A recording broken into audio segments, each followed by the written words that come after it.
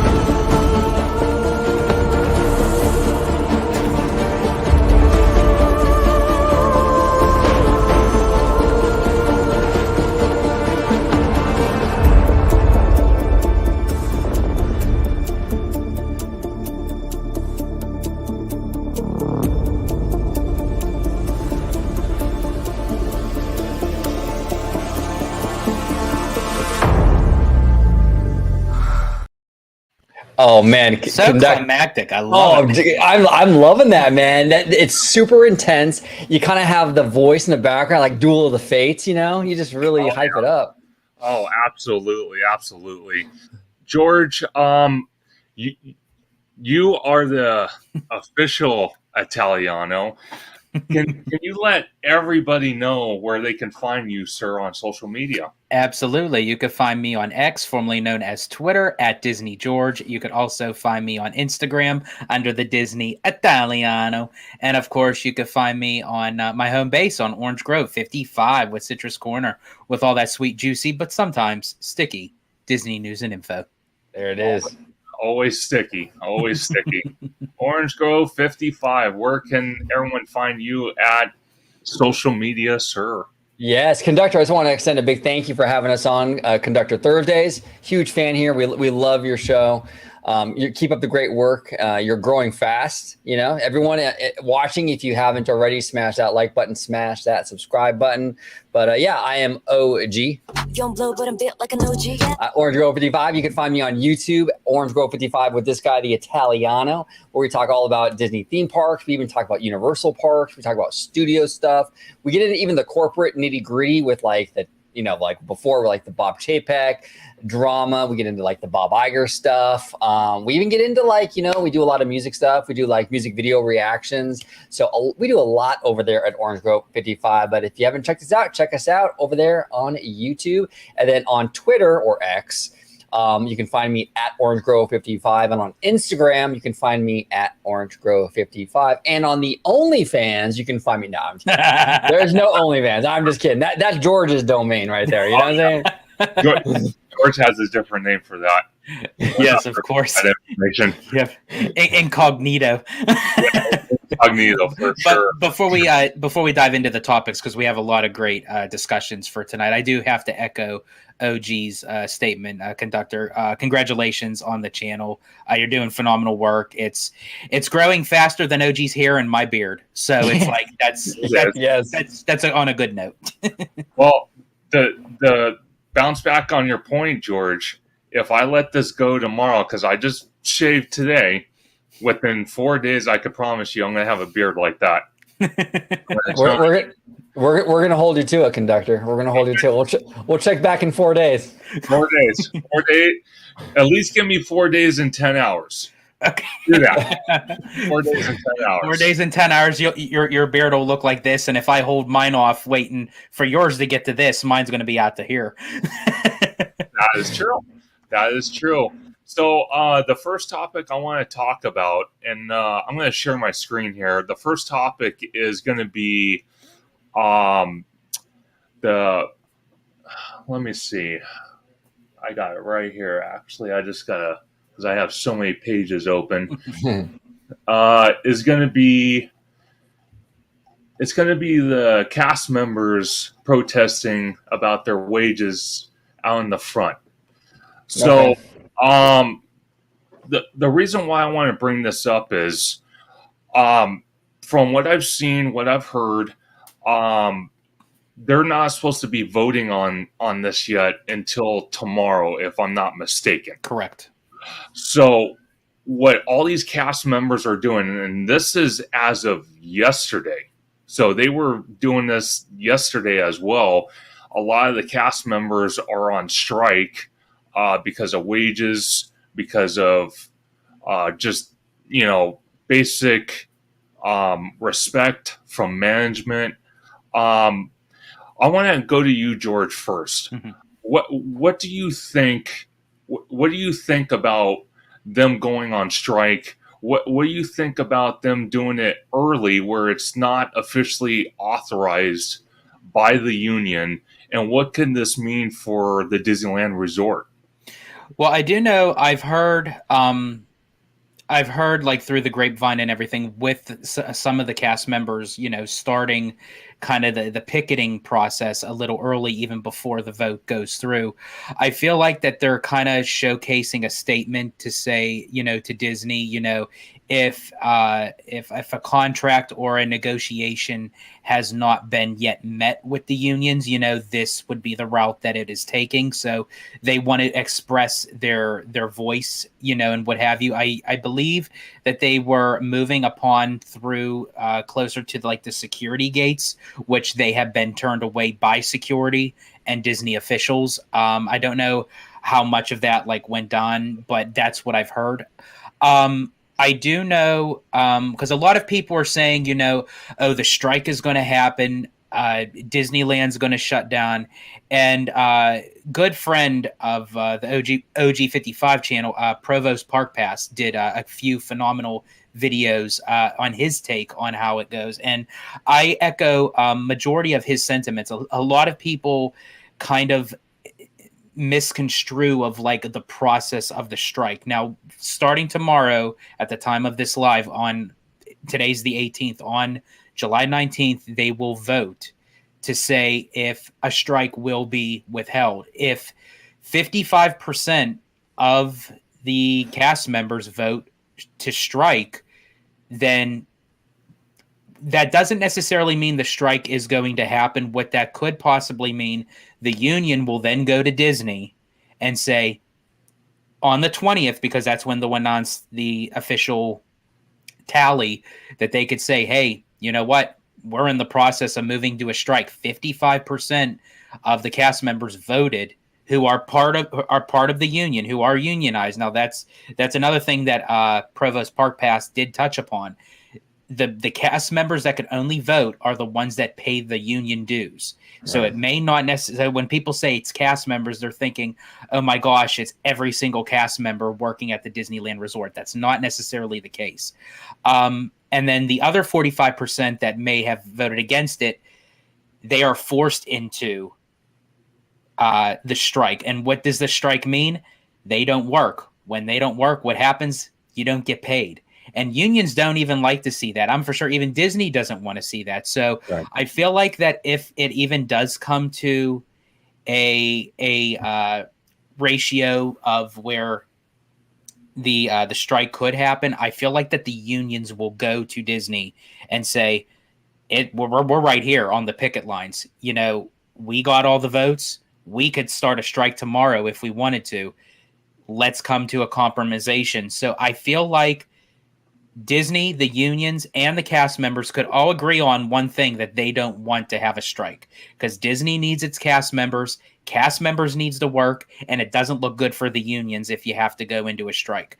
So I feel like this has even happened even with politics, that it comes down to the 11th hour, and it's like they'll come up with something, even if it's not a permanent kind of placement, but they may hold something just to extend the notion of avoiding a strike. Yeah, and this is what we see all the time, Conductor. And this is why we haven't really done a lot of stuff on this particular story, because we've seen this over and over again with the looming strikes and things like that. And even things like, when cable, The cable companies are fighting with the studios or what have you, right? There's a lot of like hype around it, like, oh my gosh, what's going to happen? And it usually, most of the time, not all the time, but most of the time, these things work themselves out. Like George was saying, in the 11th hour, at the very last minute, they're going to come to this deal and crisis averted. It almost every single time, that's what occurs. Now, that doesn't guarantee it'll happen like that this time, but I'm pretty certain it will. And here's the other thing too that we all have to be very, very cognizant of. Okay, I'm not saying I'm against higher pay. I'm not saying that at all. But what I'm saying here is that as fans, we need to sort of we have to sort of understand what could play out here. When you start forcing Disney to pay cast members more, they're gonna, as a corporation, for right or wrong, Disney's gonna try to offset those losses. Okay, so and it's not gonna come from Bob Iger's pay. I can promise you that. Okay, so what's gonna happen is they're gonna pass it on likely to the consumer. So when we all get out here and we complain about, oh my gosh, my Magic Key is this much money and the day tickets are this much money and the food and the merch is this much money, it's so expensive to go to Disney, this isn't going to help. No. When the cast members start to get more money, it's going to affect how much you as a fan pays. Now, I'm not trying to that's not trash talking them, fighting for higher wages. They're fighting for their families. They're fighting to feed their families. They're fighting for, a standard of living. I understand that. And I'm not disrespecting that in any way. I'm just being realistic here, where if Disney has to start paying people more, thousands of people more, it's likely going to show up in the tickets, the Magic Key prices, the merch, the food prices, all that stuff. So just be aware. This is just reality here. You know what I'm saying? I just want people to understand that is probably going to be a byproduct of any kind of wage increase. Well, it's funny you mention that because we're all looking at this sign. I think this is funny because GTA 6 for gaming has been a laughing joke forever. It says we'll get GTA 6 before our back pay.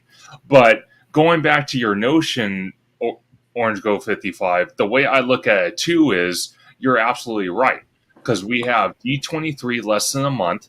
You both are going to be there live watching at the Honda Center and then exploring the expo at the convention center, which is literally right across the street from Disneyland.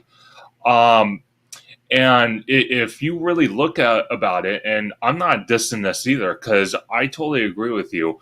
What the cast members go through on a day-to-day basis with guests, it's not easy.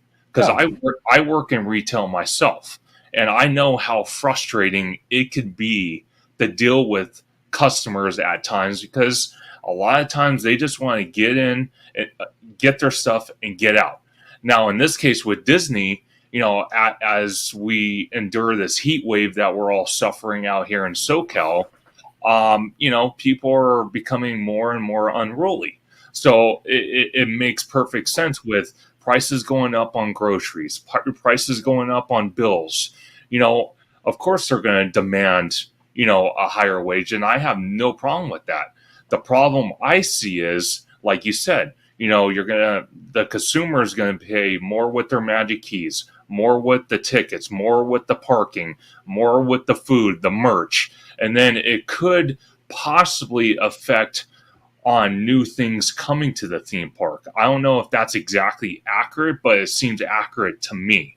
Yeah, no, it could happen. It could, because, Conductor, there's not an unlimited pile of money. It's still a company. I know Disney is, they have a good, they're doing well, obviously, contrary to what, all the doom and gloom we hear on YouTube and stuff like that. Disney is not collapsing or going under. They have money, but you're right, Conductor. They don't have unlimited funds. So when you start to nick away at that and you start to have to pay thousands of people more, that could impact the investments. Yeah. And that's not, I'm not trying to scare people. I'm just trying to get people prepared for the realistic outcome of this situation if they are going to, increase wages, because it's a corporation.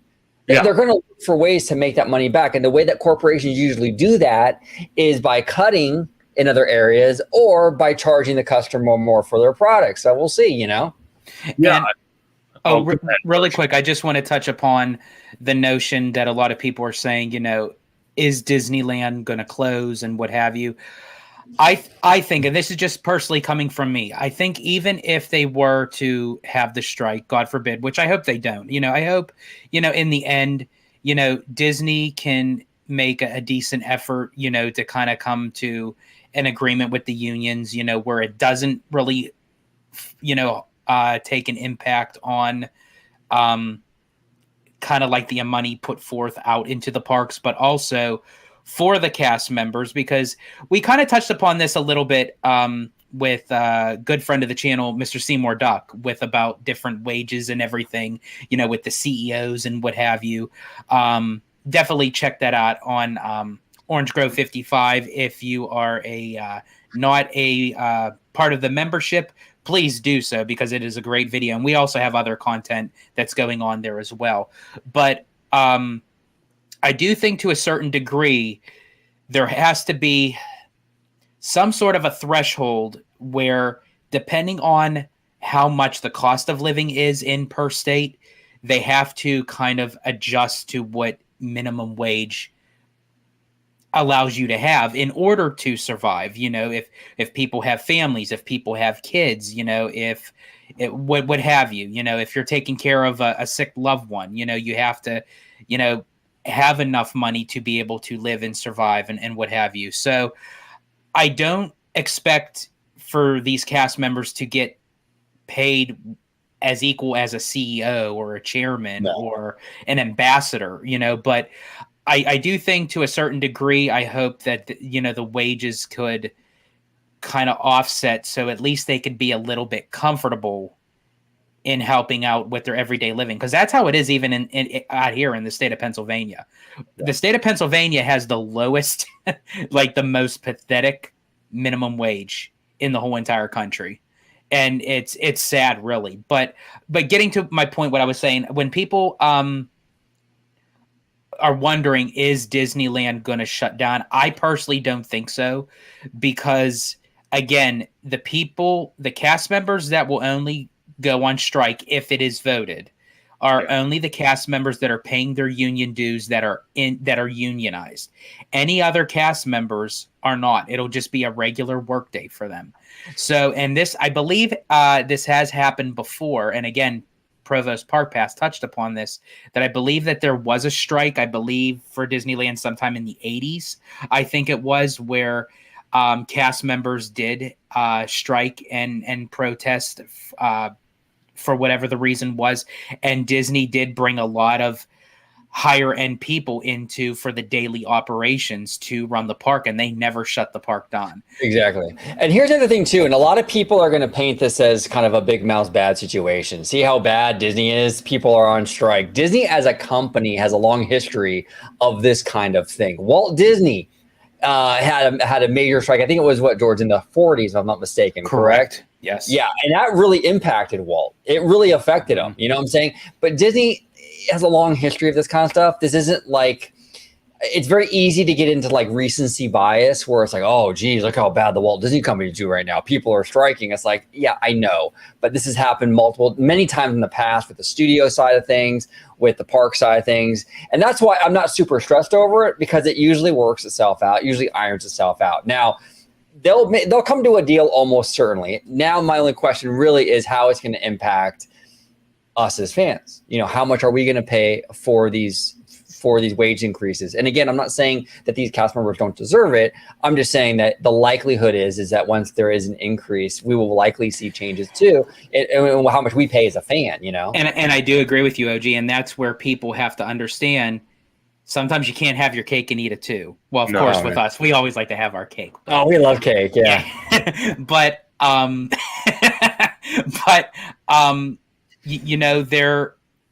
there's always catch-22s to these sort of things. So it's like, if you want higher wages for the cast members, that's great.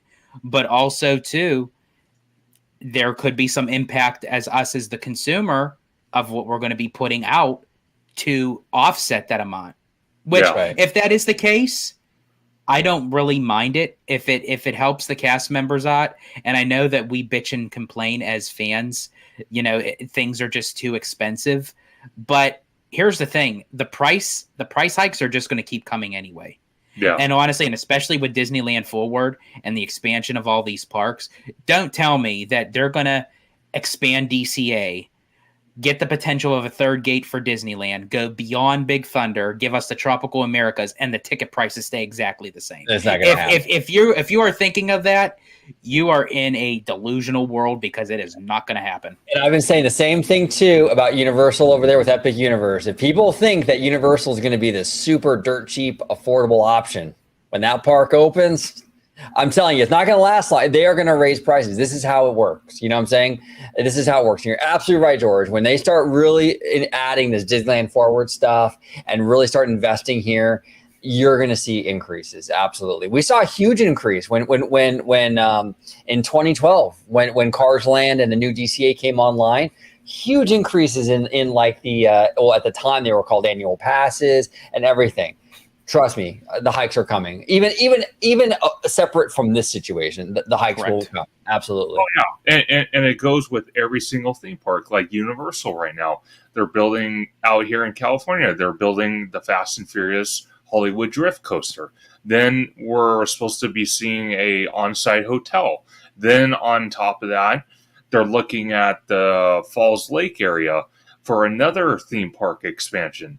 So as new attractions, new experiences that are major come to these theme parks, prices go up, because obviously the company is going to go, okay, we brought a new experience for all you fans. Now we want to come and collect.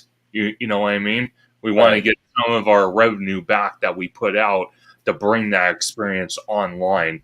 And the touch up on this on the strike, before we move on to our next subject, I want to ask you both. First, George, I want to ask you, so for the people that are obviously striking before the decision comes down tomorrow around this time tomorrow, if I don't know if I heard it right from Provo Park Pass, because I watched this video as well, both videos.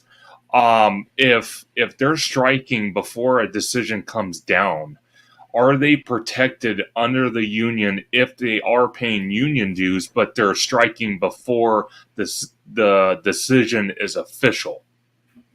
Okay, I think yes and no. I think what it is I think a lot of times employees have this mentality that they kind of have this shield upon them, that when they're paying union dues, that they're part of the union, that they are protected.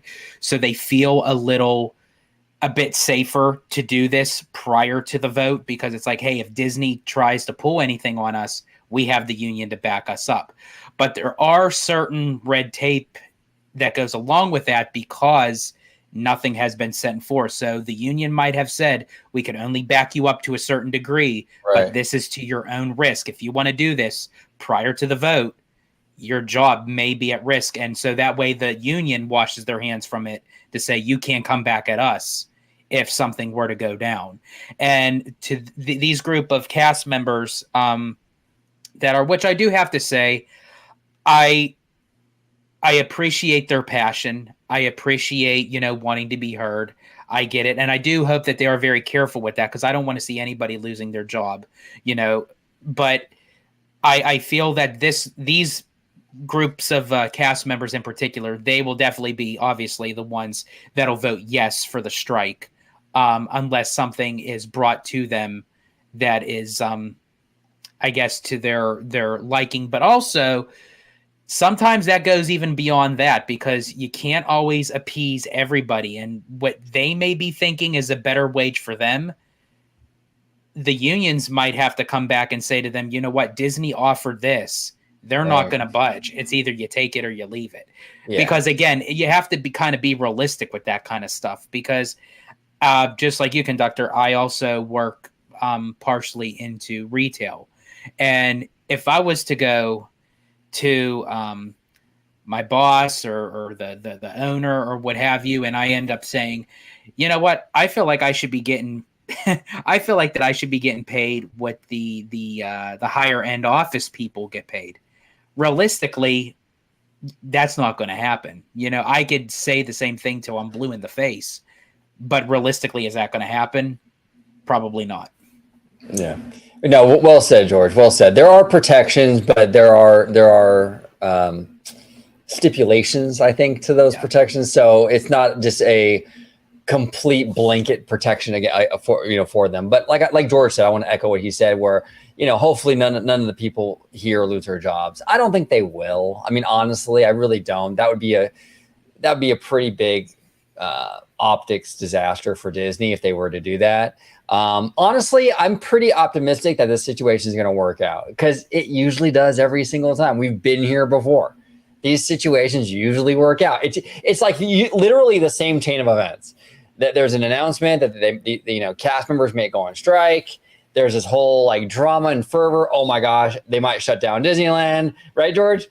Like clockwork, like every single time. Every time. And then they work it out, and it's like, okay, so it'll be fine. It's like, what can we bitch about now tomorrow?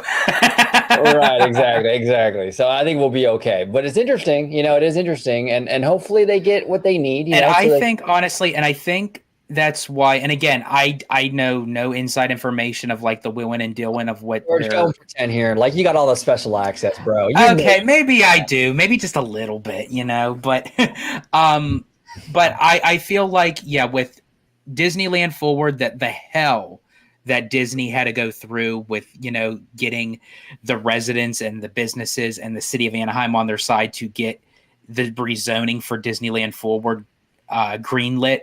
And then also with D23 on the horizon, which I know we'll get into that in a little bit, that Disney is not going to want to risk anything, because with all these expansions, with all these new projects, they need cast members. If anything, they're going to need more cast members than what they already have now. Well, yeah, because that was the whole selling point of the city, right? Like, it's going to bring all these jobs, not even just cast members. We're talking construction jobs. Yeah. You know what I'm saying? This is going to be huge for the city. So you're right, OG. This is not going to look good on Disney's behalf. So I think honestly, Disney is going to do everything that they can within reason. Right. That to strike a deal with the unions and the cast members, because we also have to think too, it's not just one union. All these cast members are not under one like umbrella of a union. There's many different unions that are titled for whatever job position you have. Right, for sure. And you know what I find interesting is that they decided to possibly go on strike. That is not confirmed until tomorrow night when they vote. But it is very interesting that they're doing this now with less than a month away from D23. Not to mention on August 7th, which is 2 days before D23, Disney is going to be announcing their quarterly 3 earnings. So that's something interesting. I'm sorry. No, it's very interesting, Conductor. And from a strategic standpoint, it's a very smart time to do it. It's not convenient for Disney for sure. You know what I'm saying? But that's kind of the point. When you're in the situation, you want to have leverage. They have leverage right now. They absolutely do. Like you said, their earnings call is coming up. D23, they want to get this taken care of, Yeah, Disney's going to wait to the very, as we said, at the 11th hour, the last minute, because they want to stretch it out as much as they can, because you just don't want to just give in and be a pushover and say, oh, this is what you want, yeah, we'll give it to you, yeah, then the next time, yeah, we'll give it to you. That's not how businesses work. No. So Disney has to give a little push and pull on that. Yeah, because then companies will have that reputation of always giving in. Exactly. And never kind of pushing back. So it will be interesting to see what happens with that. But with our next topic, I want to talk to you guys about the event schedule for D23. Perfect. Sounds good. Let's get into that. So with D23, you guys both said publicly that you're going to be there all 3 days. Besides what you can see on the screen here with the Honda Center events, what premiere or like what other events that you guys are excited for? Go ahead, George. It's quite interesting, really, because today, actually, at the time of this live, is the last day for anyone who is attending D23. They are doing those like random reservation lottery system kind of not placeholders, but kind of like where it'll shuffle you in to see if you get priority seating or reserve seating to guarantee you a seat for certain panels and presentations that are in the Anaheim Convention Center, excluding the Honda Center presentations. So tonight is I believe is the last day. It's either tonight or tomorrow is the last day, because I got a notification. But anyway, some of this stuff is actually quite intriguing. I was actually having a conversation with Kevin Lima, and for all of you who don't know who Kevin Lima is, he's the director of the Disney films Enchanted and one of my all-time favorite Disney movies, a Goofy movie. I was having a conversation with him on Twitter, and he was telling me that, because I was concerned, because that's one of the panels I would love to attend. Anything with a Goofy movie is like, I'm there. Yeah. And I said, I would love to come to the panel, but I'm afraid it's going to intertwine with one of the Honda Center presentations, which, if that's the case, I understand, because anyone going into D23, you have to know you can't see everything of what you want to see. There's things that overlap, that intertwine, what have you. But he told me that the D23 told him that for people who do want to attend that specific presentation, they will still have time, meaning us, to still make it over to the Honda Center in time if we want to catch that presentation. So a Goofy movie, I think Travel to Lake Destiny, I think is the name of the title. Yeah, and I do want to say, George, it was cool that you were able to see eye to eye with Kevin Lima. That was great. Yes, absolutely. Yeah. Well, you have to think he stands out. Yeah, he does. Yes, he does. Yes, he does. And one more that I have to mention, and then I'll go to I'll pass it to you, OG, is the Jolly Holiday tribute to Richard Sherman. I mean, I think honestly, whether he was still with us or he's with us in spirit, I think he and his brother are just what they did for the company, what they did for just music in general, and I think to have his own dedicated presentation directly to him, I think is a great tribute and honor to him, and I would love to catch that if possible. Yeah, we applied for it. We'll see if it happens, yes. Right? Fingers crossed. But yeah, I agree with you. Since we have it on screen, I'm even getting goosebumps even talking about it. I mean, yeah, this man and his brother changed Disney, changed music in general, changed pop culture. The amount of influence he's had on our modern world is out of control. I mean, really incredible human being. I love that they're doing this. This was hard. We did a video on our channel or a live show paying tribute to Richard when he passed away recently, and it's hard, man. It's hard, especially as hardcore Disney fans. We grew up on this stuff, and we're losing more and more people that had that direct connection to Walt Disney. And it's sad. It really, really is sad. But I definitely want to check this one out. I'm also really interested in the Lucasfilm, that Stagecraft. Let me see if I can find that. Do you know where what time that would be? I'm not sure. No, it's a Stagecraft. Basically, it's a technology they use for like Mandalorian, where they can put you in any environment. It's a giant screen, and they're gonna have that. Go ahead, George. Sorry, I was gonna say, I think that in particular, I think that's on the show floor. Okay. I don't know if it's an actual like presentation that's going to be in like one of the the arenas. So I think it's just, but you might need like a reservation for it. I think that's why you could pick it. But I think it just gives you like a time slot, and I think it'll be somewhere on the showroom floor, which I actually am interested in that as well, because I think that's very very interesting. Yeah, and another thing here too, if you can go up a little bit, Conductor, just a tad, back to the Bluey There we go.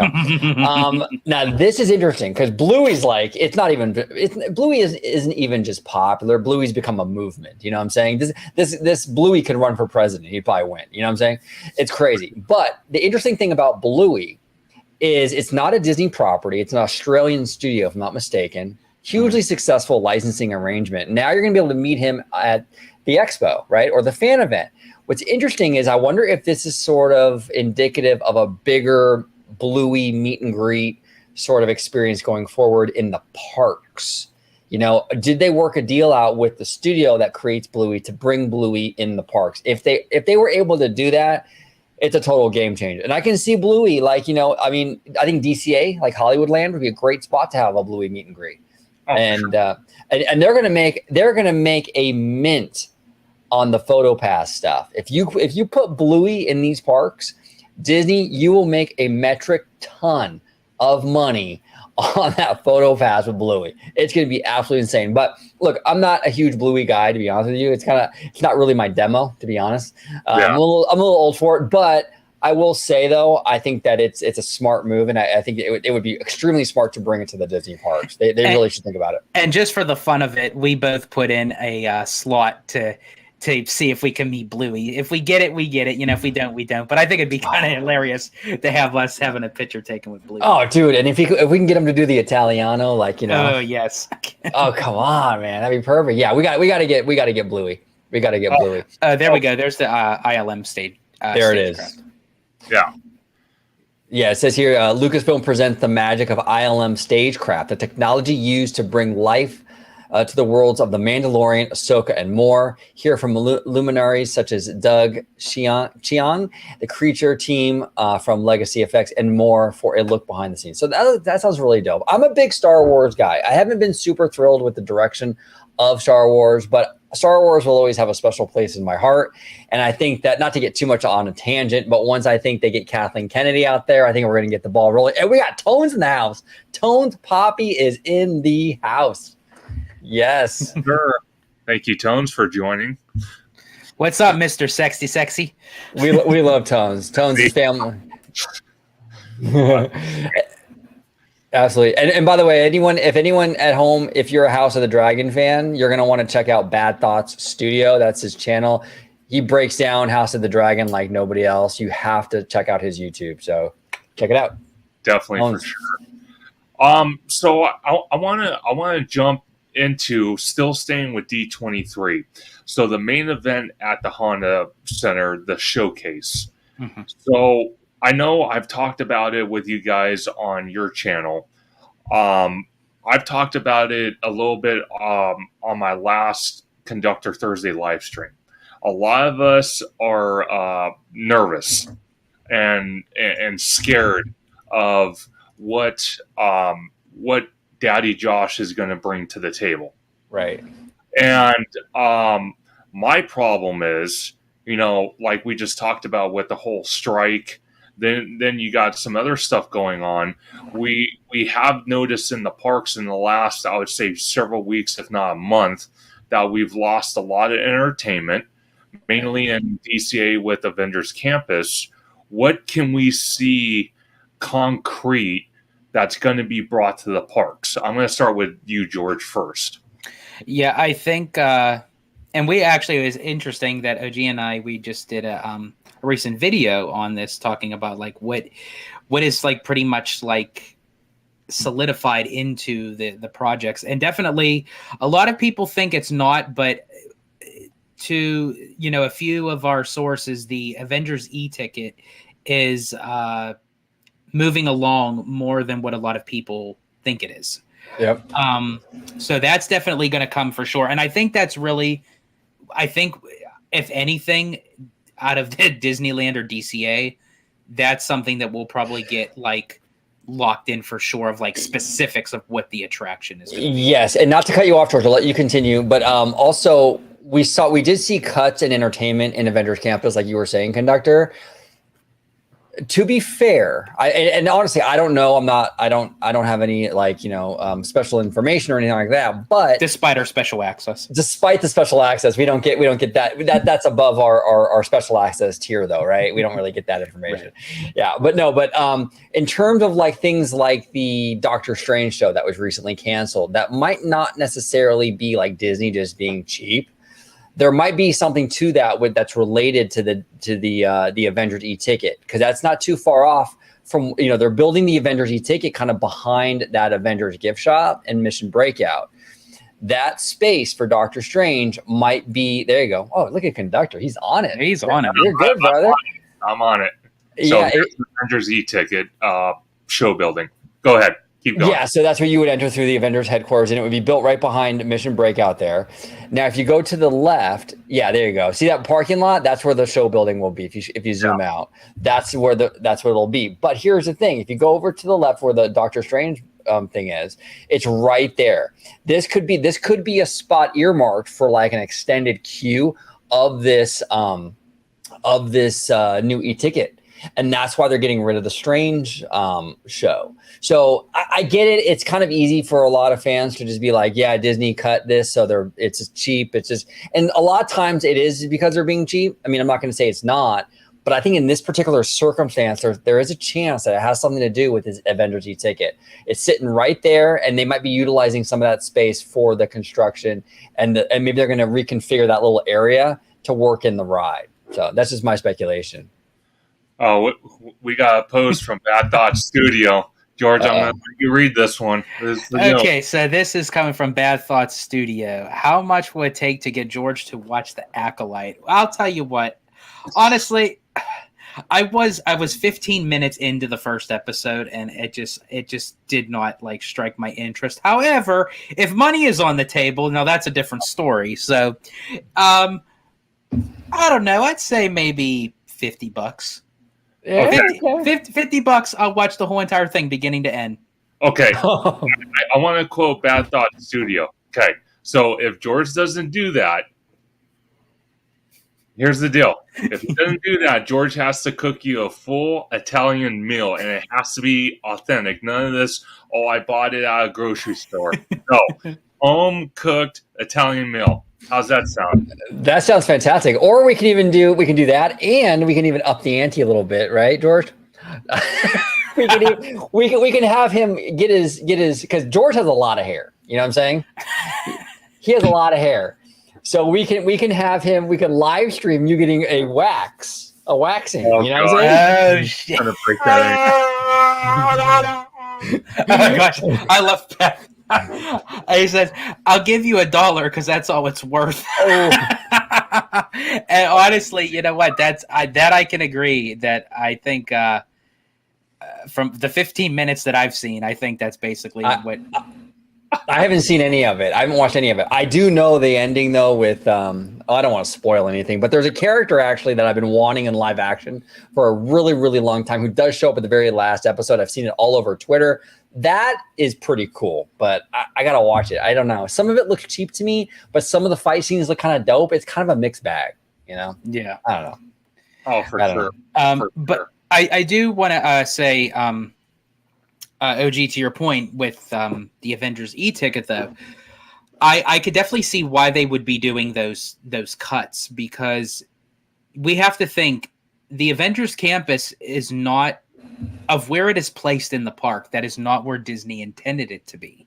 Right. So due to the fact of what they had to deal with and work with at the time, because with the Eastern Gateway getting disapproved the first time, you know, and what have you, so they had to work in to replace a Bugs Land with the Avengers campus, or as our friend Bricky calls it, the Avengers hallway. Exactly. The Avengers hallway. That, you know, Disney might have to maneuver some things in order to it's maybe not just be for the show building. This may be for extended queue. This may be for lightning lane. This could be for virtual queue. You know, who knows? We really don't know what this is going to entail. But I will say I am a little more intrigued now with this Avengers e-ticket, because now that we're kind of seeing some light at the end of the tunnel with the new Avenger films coming out. Yeah. That's possibly going to be directed by the Russo brothers. It's not kind of locked in, but it's a possibility. That was a game changer. Our boy Josh from Den of Nerds was so excited about that too. He was insufferable in the best way. I love that guy. Go ahead, man. And the fact that they're not leaning towards Kang and the Kang dynasty, they're leaning more towards possibly another threat, another villain. That might be a game changer for the attraction as well, not just for the films. Yeah. For sure. And I want to ask you both, since it sounds like we might get an actual announcement and we might see evidence maybe this year leading into next year of the Avengers e-ticket coming to DCA and Avengers Campus. The question remains, though, do we see the 2019 version of this Avengers e-ticket, or do we see the 2022 version from Bob Chapek? From what go ahead, bro. No, you go. Sorry. Well, from what I understand, the 2019 version was an issue for Disney because it didn't meet the capacity standard. It wasn't going to cycle enough people through it hourly or whatever, and that was one of the big sticking points. So, unless they can figure that out and get that sorted, we're probably going to get the 2022 version. Mm-hmm. But it's possible. Yeah. It's very possible that it's an updated, beefed up version of that concept, because Bob Iger, people give Bob Iger a lot of crap. They really do, and I understand, and he deserves a lot of it. Okay, but Bob Iger was actually, up until the pandemic when he left and handed Chapek the keys, Bob Iger did a pretty good job as CEO for the parks. We got DCA 2.0, we got the Cars Land, the Buena Vista Street, the World of Color. That was all under Bob Iger. People even forget that. Pandora in Animal Kingdom, Bob Iger. Galaxy's Edge. We do have criticisms of Galaxy's Edge, but by and large, very, very well done land. It just needs a little more kinetic energy with more characters and stuff. But the land itself, really well done. Rise of the Resistance, amazing. This was all on Bob Iger's watch. Mm-hmm. He knows how to deliver on the parks. Go ahead. And really quick, bro, before you continue, I didn't want to cut you off, and for the people who do complain to the fact of, oh, well, Bob Iger didn't, do a good job or what have you before handing it to Chapek and what have you. Well, you sure don't think that way when you're going on all the attractions that was under his name. So it's like all the things that you had mentioned, OG. It's like, if you really disapprove of what Iger did in the Bob Iger 1.0, then it's then don't go on Radiator Springs Racers. Right? Don't go on Flight of Passage. Stand behind what you're saying, because apparently you love those attractions so much. They're so widely popular, but yet you're condemning the person who was responsible for it. And there's a lag in this stuff. And that's what fans don't understand. They're like, well, the Communicore Hall at Epcot opened, a week ago, and Bob Iger is the CEO, therefore Bob Iger's fault. Not really. This stuff takes years to develop, years to plan, years to build, which it did. This Communicore Hall and everything that we're really seeing right now is largely residual Bob Chapek. Now that I'm not giving Bob Iger a pass. That's just the reality. This was planned. The Epcot stuff was done and bought and paid for and planned out and mapped out before Bob even came back again. You know what I'm saying? Now, with that said, in 3 or 4 years from now, if there's other stuff that comes out, new lands, new attractions, and they're cheap and they fall short, that's completely on the Bob Iger era. But it's a lot of stuff we're seeing now is Bob Chapek residual. And just reality. That's just the way it is. Whether you like Chapek, don't like Chapek, Bob Iger, don't like Bob Iger, that's the reality. You know what I'm saying? So we'll see. But I know track record wise, Bob Iger, right before the pandemic, the years from when he started up until the pandemic, he had a solid track record with these parks. So when we're talking about the Avengers e-ticket here, I think we're probably, even if it's the same concept, the King Thanos concept, we're probably going to get a better version of that because we have Iger at the helm. And and with that, and to go back a little bit, that if I would have bet to say, and I'm so glad that I didn't, that I would not shave my beard until Tron and the newer Epcot rendition was open, I'd probably look like Grizzly Adams right now. But to the Avengers e-ticket, I agree with you, OG. I feel like we're going to get the 2022 rendition of it. That's kind of like a updated version of like the Amazing Adventures of Spider-Man that's in Universal's Islands of Adventure. But they kind of hinted back at Destination D23 last November that the ride system is supposedly going to give you the sensation of being on land and in air. And that works. That's pretty cool, So they could do a lot. If it's like a Spider-Man kind of ride, you can do a lot with that with the Avengers. You have obviously you'd want physical sets kind of mixed in with projections. You don't want to go too heavy on just projections. But I think there's potential there, and I think they're going to put some money into it, And I think as far as like for an announcement for D23, we need the name of the attraction, because I'm like so sick and tired of calling it the Avengers E-ticket. Like I want an actual name for it. Right.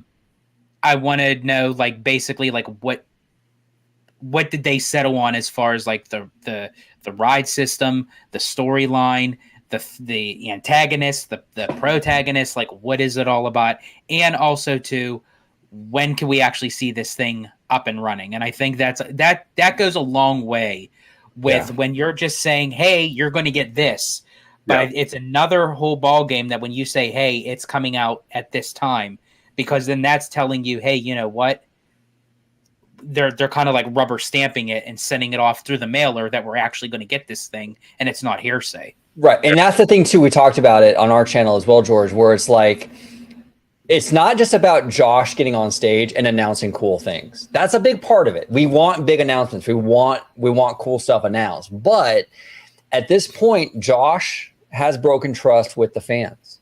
Mm-hmm. So it's gotten to the point now with all the blue sky stuff that he did the last couple expos, the fact that a lot of the Epcot stuff, was downsized from what they showed us initially. Things like that, plans were canceled, like the Mary Poppins ride.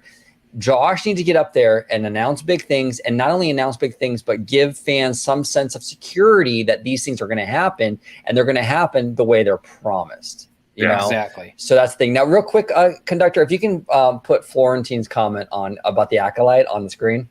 Yeah, of course. I'll make it. Okay, so Florentine here says, and Florentine's a friend of the channel, actually. Yes. We see Florentine on OG55 all the time. So it's good to see you, Florentine. Watched Acolyte at a members watch party with Lorena Creole. We quit after episode 3. Now, first of all, Lorena Creole is really, really nice. I don't always agree with her on a lot of stuff, but we've always had really great interactions and stuff. So she's awesome. But here's the thing that's funny. I want to make a kind of a little bit of a comment here. So they lasted to episode 3. George, you only lasted 15 minutes, bro. 15 minutes of episode 1. So I applaud you all for whoever attended the watch party, because like after 15 minutes, my eyes were burning. Oh man, that's hilarious, dude. They got through 3 of them, dude. You got to give them credit. I'll give it to them. Yeah, I can't say anything. I haven't seen any of them. Who knows? I might watch it and be like, "Oh my god, that was the best thing I ever watched." Who knows? You never know. Although I will say, I've seen the fight scenes on Twitter, and the fight scenes look pretty dope. I will say that. I don't know. Yeah, I don't know what the story is, but the fight scenes. Yeah, no, they suck. But anyway, Oh man. Yeah. But to your original question, Conductor. Now I want to dive into going off of Avengers E-ticket, and I want to kind of, since you actually have Google Earth up, I want to move over to the Simba parking lot. Oh yeah, let's go to the Simba lot. So, because this is very telling. Oh, it's over there. Up, go up. Up. Yep, over. There you go. This is very telling because OG and I have this funny feeling that a little land called Pandora could possibly be going in a spot here just off of the pier. And I think when it comes to an announcement at D23, I don't know if we'll actually get like the nitty-gritty details of the West Coast Pandora, but I do think that we'll get a final kind of locked in place of like where this land is actually going to go, and we think it's going to be somewhere here in the Simba parking lot. Yes, I think this is where they're probably going to put Pandora, because you got to think here too, because it was rumored to go here, and it's rumored to replace Hollywoodland. The issue that we talked about this with Hey Bricky on our channel, like last week, I think it was, the issue with Hollywoodland for a land like Pandora is Pandora has a lot of natural beauty, man-made natural beauty, but right, rock work, waterfalls, bodies of water. That's going to be really hard to sort of like cram into that Hollywoodland area, right? Where you have a monorail beam and everything else in the way, right? So I think James Cameron, being the perfectionist that he is, the ambitious guy that he is, he's going to want to go with the clean slate. The clean slate is a Simba lot.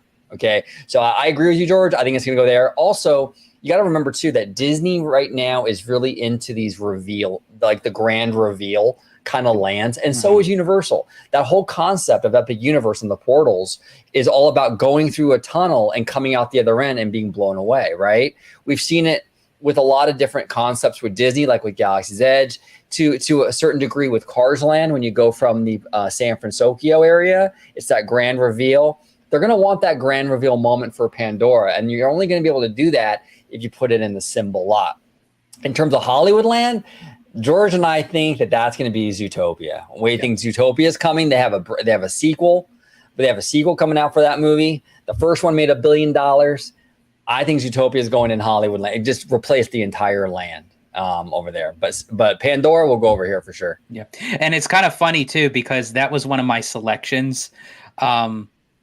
To see if we actually get to have a signing with the directors of and the writers of Zootopia 2, which tells me that at this D23 event, they might touch upon of like some of the storyline of behind Zootopia 2. So if we get the pleasure of meeting them and getting a like either like something signed or something, I should go up and say, so about Zootopia coming to Hollywoodland. Yeah.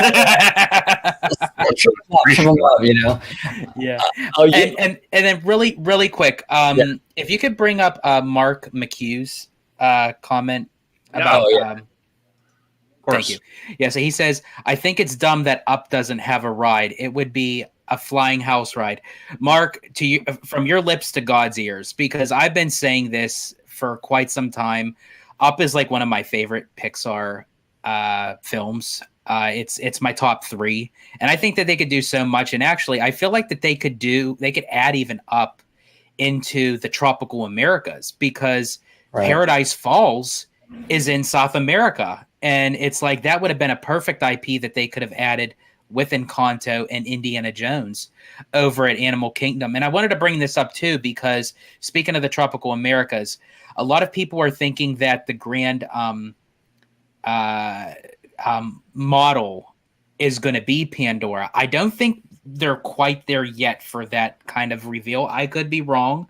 I feel like that might be the next D23 in 2026, where they're a little bit further along. I feel like the model that we're going to get is going to be the tropical Americas. Yeah. No, it's possible. It's possible. Conductor, if you can bring up the Bad Thought Studio comment about Goofy's Sky School, we got to touch upon this. Up a little. That one. Yeah. So Tones, host of the Bad Thought Studio, he says, I see Goofy Sky School looking at me again. Yeah, that ride did him dirty, man. Like, he does not like that ride at all. I'm telling you. Can you guys brief me on what happened with him? And that. Okay, so I'll try to be. Now I'm going to use kind of their wording. Okay, so guys, don't get on me the way, because I'm going to try to like explain this the way you guys did. So our very good friends Tones and Candid Camp are part of the Bad Thoughts Studio and podcast, and also Candid has his own YouTube channel as well. That of what they claim, they're big guys, and the ride vehicles are not the best. Yes. So apparently when they're on it, it's like they said, if we were to go on with them, we better like we'll be locked in. Like we're not moving, we're not going anywhere. But also too, that could be a bad thing because the fact that the vehicle kind of swings off the curve of the track by the weight of all of us in the one car, we might just go right off the rails. You're right. Now it's funny, George and I, we have a membership tier on our channel, and we actually recently did a video for our members, the horniest theme park attractions. I totally forgot about Goofy Sky School. You're pretty close in those vehicles. That's a horny ride, bro. That really is. that really is, man. You come off that ride, you should be like smoking a cigarette.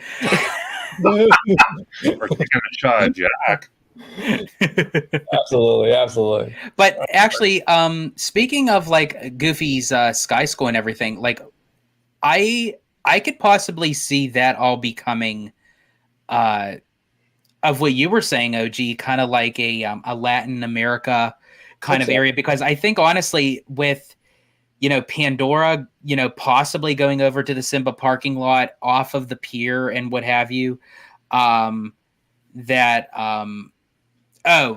Florentine, come on. Like I've been saying this since the very beginning.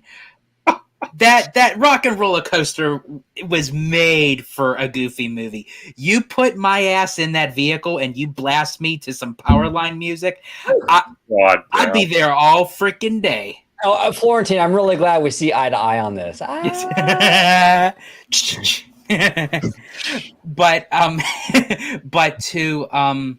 But if Pandora does go into the Simba parking lot off of the pier and everything, it seems like the Paradise Gardens is like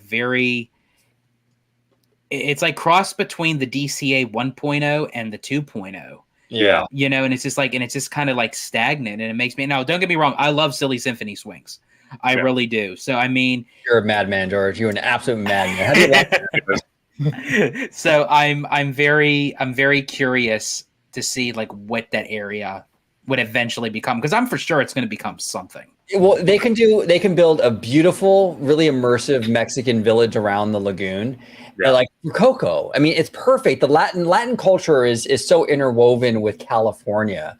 It's ridiculous that hasn't occurred yet. And you can have, like I said so many times, like you can have like these outdoor vendors cooking. You get the smells. You get the great music, the mariachis. You have a beautiful Coco dark ride. It's like right there, Disney. Like just come on. Yeah. It's like low-hanging fruit right there. You could totally, that's what they should do over there. And the fact that we have a park themed to California with no real permanent Latin land is absolutely ridiculous. Yeah, I agree. And really quick, Bad Thought Studio says, we damn near got thrown off that damn ride. Never again. Well, here's the thing. You might have almost gotten thrown off, but there is going to be one more time, because you have to ride it with me and OG, because I'm gonna record that from beginning to end, and I want raw reactions. So you have to do it for us one more time. Okay. That you have to ride Goofy Sky School. Okay, but to your point though, because he was talking about that Star Wars series, if you make him do that, he might make you watch that show from beginning to end. You know what? I will take that. Tones. You meet us at Disneyland. We go on Goofy Sky School. I will watch from beginning to end, full, complete. I won't even stop. I'll do a Star Wars marathon. I will watch the Acolyte straight through. Oh my gosh. I need proof. Nice. That's true. That's very, very true. That is too funny.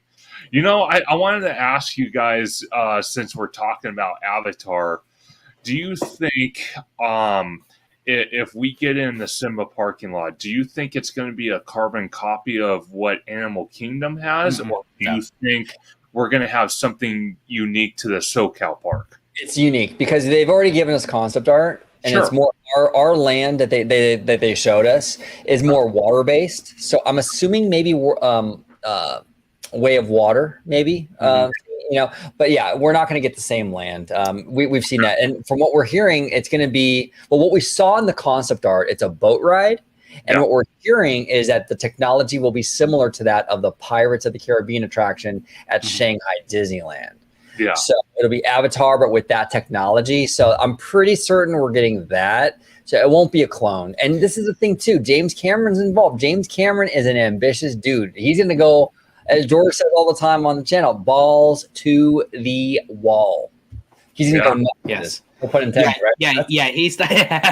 He's not gonna James Cameron's not gonna go anything short of that. And also too, for the unlikely event that unfortunately that we lost John Landau. Yeah. And that I feel like it would be kind of insulting, really, that John Landau was James Cameron's partner for over 3 decades. Yeah. And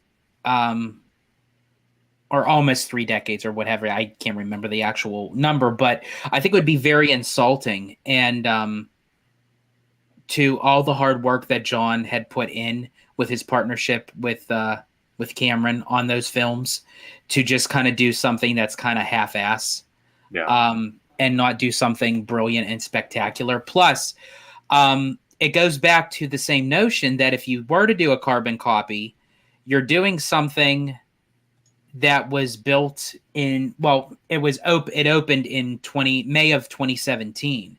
Yeah. So by the time this Pandora is done, it's kind of like stagnant, that you would want something new and fresh. And Disney, they always like to build something of 2, but I think that something of 2 that we may be getting is the ride system.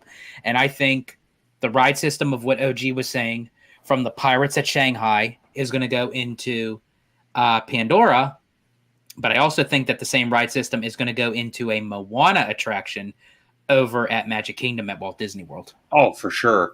And then Bad Thought Studio, he asked me, at Theme Park Conductor, what ride would you put in the park that's not in a park? That's an excellent question. I know I've talked about this on your guys' channel, on the Orange Grove 55 channel.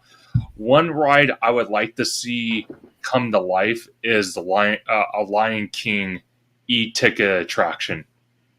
That's one ride. I'm going to say it again from your lips to God's ears, because honestly, we've been waiting for all that. Honestly, where is anything of the Disney Renaissance era in the parks other than the international park? The international parks get it. Speaking to what you were saying about the Lion King, there's the rumor that we'll probably hear at D23 that Paris, in the World Adventure Park that is now the Studio Park, it's getting a major facelift. There's a chance that a Lion King land or attraction is going to go in there. Tokyo got Beauty and the Beast. What do we get? Freaking flying carpets that's sitting in the center of Adventureland at Magic Kingdom. Well, and that's the thing too, right? Like for a franchise like Lion King, like I would love to see, you could utilize the Indiana Jones Adventure technology or the ride system for a Lion King attraction. Like Lion King isn't an attraction that you just build a little dark ride like in Fantasyland. Lion King needs that thing needs a big boy. You know what I'm saying?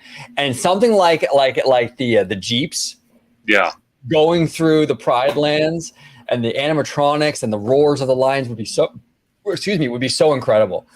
Sure. Man, all you are on fire tonight. You are all my peeps. Like, I would love that, man. A 90s Disney movie themed land. Jeez Louise. Is it Linnea Ward? Yeah, that's a great idea. I love that. That would actually be great for like Hollywood Studios. Hollywood Studios. Absolutely. Yeah. And there you go. You retheme Rock and Roller Coaster, a Goofy movie. See, it all intertwines. It's all perfect. As long as it doesn't look like Superstar Limo at DCA. Oh, gosh, no. Yes, please. But I will say, kind of getting back to the Lion King, but to what you were saying, OG, I do love that idea. But here's the thing. It has to be something grand. It has to be something tremendous, because something on the scope of the Lion King, like, I want like people to feel like that they're actually being attacked by lions. Like I want people to walk out with freaking claw marks dripping blood. I want it that bad. you want that realism, right? I want that realism. Oh, for sure. Mark McHugh says Tiana should have been Lion King. The fall could have been the long live the king moment. Oh, geez, Louise. Oh, man. Do you know what, though? That is... I mean, that's very creative, but I mean, I don't... I think a lot of people would come off that needing therapy.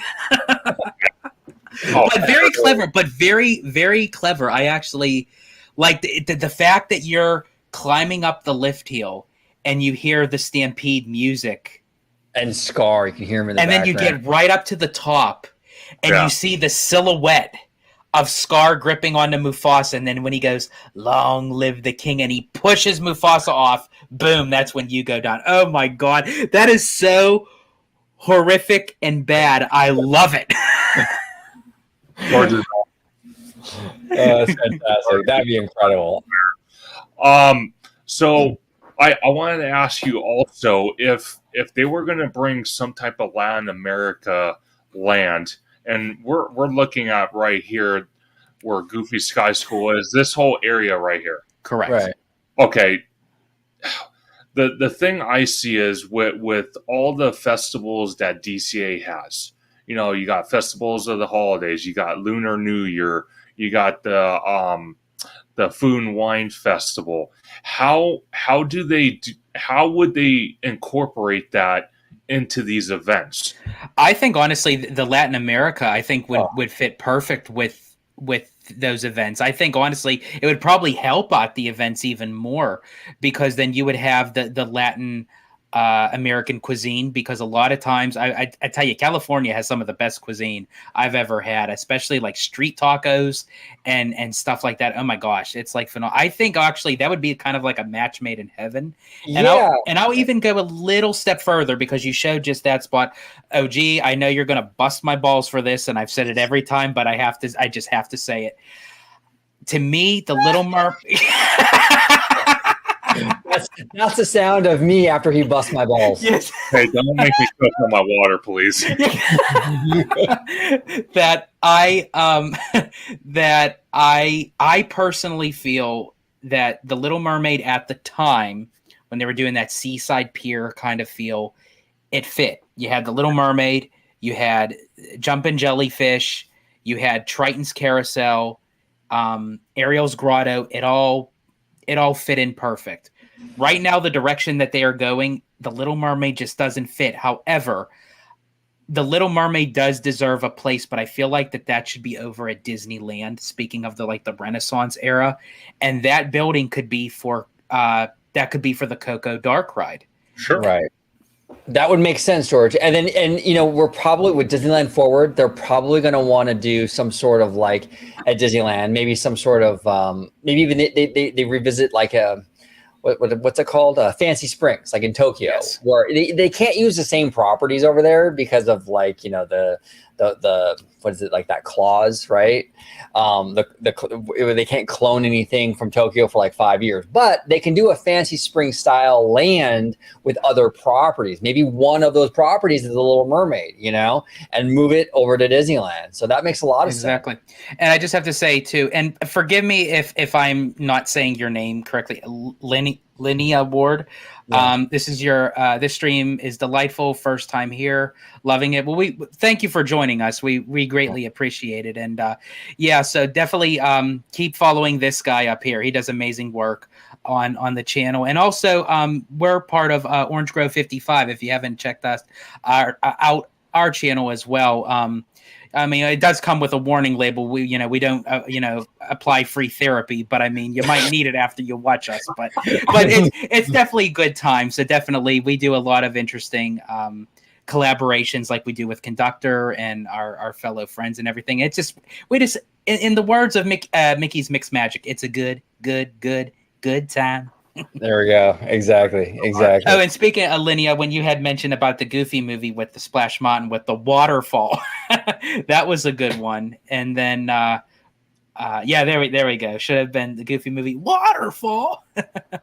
And then Florentine said about Pocahontas with the down the river bend. That I actually think would have been a really, and I know Pocahontas is like not the hyped up IP that, but I think that would have fit in well, I think, in Magic Kingdom over, Disneyland. I think Tiana's fits well. Yeah. But Pocahontas, I think, would have fit much better at Magic Kingdom. Well, and that's the thing we've talked a lot about here. We talked a lot about on the channel as well, where it's like, it feels like Tiana's was made for Disneyland because of the proximity between New Orleans Square and Splash Mountain. And it cradles New Orleans and Critter Country, and it's kind of a perfect spot for it because you have the New Orleans element, right, which ties in perfect, but then you even have the Critter element with the alligators and the little critters. So it really does work to both lands that it sits in between. That's why I think it was definitely created for Disneyland, and they tried to shoehorn it into Magic Kingdom. Unfortunately, once again, Magic Kingdom gets the shaft, which this is the thing that's frustrated me for a long time, in that the Imagineers seem to really take a lot of care and love with Disneyland. I appreciate that, but they don't seem to put the same love and care into some of these other parks like DCA or even the Florida parks. I wish they would have that same level of care, because really, look, I understand that Disneyland is Walt's park, right? Yeah. But all these parks bear his name. They bear his name. They're all important. You know what I'm saying? You can't skimp on the quality just because he didn't walk through it. That's not fair. And speaking of bear his name, that was a perfect segue, because that's what I was about to get into with Grizzly Peak, part of DCA, that I'm quite interested, because obviously, no IP is kind of attached to that as of right now. And with Disney moving forward with the IP, and honestly, I really hope Disney keeps Grizzly Peak as long as they possibly could. However, I will say I would love to see the Country Bears get implemented in there somehow, some way. I think it would work great. Country Bears and Grizzly Peak would be perfect, because what it would do, it would add music and sort of life to the attraction. It's fun when you're in your raft and you're getting wet and you're all kind of having a good time. But to have the Country Bears have some animatronics along the way singing, yes, that would elevate Grizzly River Run from a D ticket to almost an E ticket, in my opinion. That would really elevate it. I think that'd be fantastic. Will they do it? I don't know, but we'll see. But hopefully it's not like this. Yeah, exactly. Yeah, let's hope that doesn't happen. Did you see this today, George? Oh, good Lord. Yes, I have. Yeah, not good. Not good. No. So it begs the question, if they do want to bring that, which I have no problem seeing that come to life in Grizzly Peak. I will say though, I think that an incident like that really doesn't, or I should say, it shouldn't represent the attraction. No, that represents to me of mishaps happen. I get it, but also too, possibly that you have to check and double check of what is going on. Doing a lot of testing. Because stuff like that could happen. But it does put a whole new meaning to Smokey the Bear. Yeah, right. I know. They need a smoking section over there. But Bad Thought Studio, he said the same thing. Hold on. Smokey the Bear. There he is. Smokey the Bear. Smokey the Bear. Now, one thing that I do want to say, actually, it was Tom Bricker on Twitter, and I think he had a good point today, where he was saying that we live in the world of social media, right? We live in a world where everyone has a phone in their pocket. I mean, a camera in their pocket, basically, right? Yeah. So, and Disney automatically gets a lot more scrutiny than a lot of other companies, right? So you combine those two things, and you're going to have a lot of footage of this, like animatronics not working, light bulbs being burnt out, LEDs not working, things like that, because you have this hyper vigilance with Disney, and everyone has a camera. I'm telling you guys, if you were to apply the same hyper vigilance with, say, Universal, you would find just as many issues. I follow an account on Twitter, Universal High. Now, Universal High is one of the few accounts that I see that actually documents all this stuff happening at Universal. Every single day, Universal High has a video of something breaking down at Universal. When you actually pay attention, these parks all have issues on a day-to-day basis. And speaking of High, girly nerd, you said, dang, I saw that earlier and thought it was part of the show. Very briefly, I actually thought it was too. I thought it was actually the new bear. He added in perfectly. Big Al, Wendell, Shaker, and Stoner. Yeah, so it would fit right in. Yeah, this is the account. He's great. He is absolutely fantastic. Oh, for sure. But the touchback on Disneyland, because I want to kind of get into it with you guys before our last topic, which will be Universal, especially here in Hollywood and a little bit in Orlando. I want to talk about Tiana's Bayou Adventure in Critter Country. Mm-hmm. When we all watched you interview Hey Bricky, which is an amazing content creator, brilliant mind, just an absolute, just, you want the details, you want the history, you want the facts about Disney going all the way from the beginning. Watch Hey Bricky. He breaks it down inch by inch. But something I took away from that video was that, they have completely closed off Critter Country, and they've actually blocked it where you can't go. I think it's past, past this area right here, if I'm not mistaken. Let me get my mouse over there. This area right here. See this? Right there. Yeah. And then you're going. So they have walls down or walls up. You can't even get into this area, which is the Hungry Bear restaurant. Right. Then, so it's all the way blocked off to this area right here, where Galaxy's Edge. Yeah. So I want to ask you, gentlemen, since they have this whole area ripped up, we've seen it from Fresh Baked, we've seen it from other content creators. Because if you look at it, okay, so this is another expansion area. This is the parking lot. Right. This is for Disneyland Forward. So a lot of us have seen with Tiana's Bayou Adventure being built, replacing Splash Mountain, a lot of conduit, a lot of piping has gone into not only the attraction, but throughout the actual land. I want to ask you both, starting with you, George, do you think a lot of this conduit, which is either electrical, water main pipes, or just a mixture of all of it, do you think that could be for future expansion of Disneyland Forward? And what could we see come to this area here? Yeah, I do think it's a combination of multiple things. I think when you have an attraction like Splash Mountain that has not been touched, it might have went down for refurbishment, you do the minor touches, but I mean, like, when you look at the inner skeleton of everything, you have to think none of that stuff has been touched since it was built. And I do believe it was Bricky who also mentioned, that at the time that they're now going into all that area, they're not up to code with anything. So now they have to put everything up to code. And if they're going to go through it, and then this kind of goes back to what you were showing with the Country Bear smoking, you have to kind of update your stuff. And yes, it's a pain in the butt that, it may take a little bit longer, but, it's better to be safe than sorry. Now, also to the notion, if they're going to have all that closed down anyway, that is the perfect opportunity that with Disneyland Forward, that eventually the Stitch parking lot, I believe the Lilo parking lot as well, is also part of future expansion once they get those parking garages up in different locations and free up those parking lots. That to, again, Bricky's credit, he touched upon, Arendelle, the world of Frozen, fits in like a glove, in that area, even to the walkways, so if that is what goes in there, or it could be something completely different.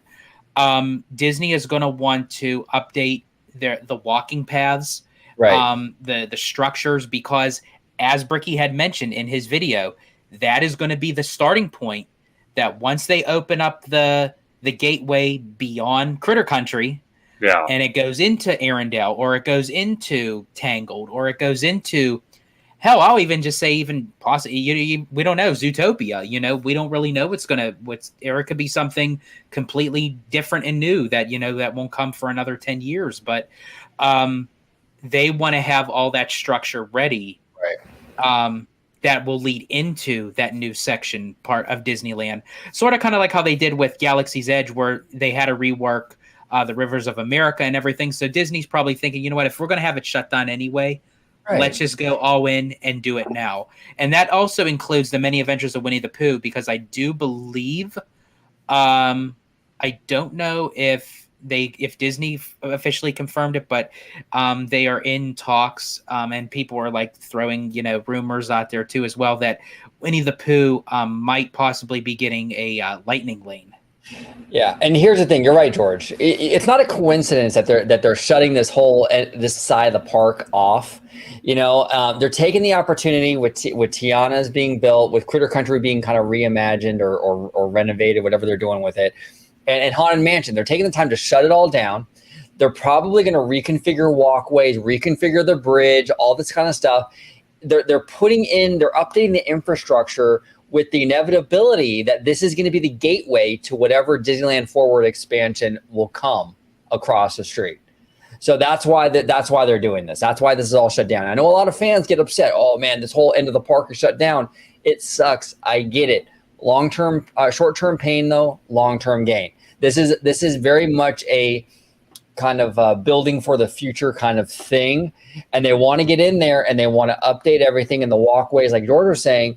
So when they do get that expansion set, whatever they build, they have it properly set. Remember, this is going to have to funnel in people into whatever land they build. If it's Arendelle or whatever it is, this is the area where they would likely come through to get into that new area.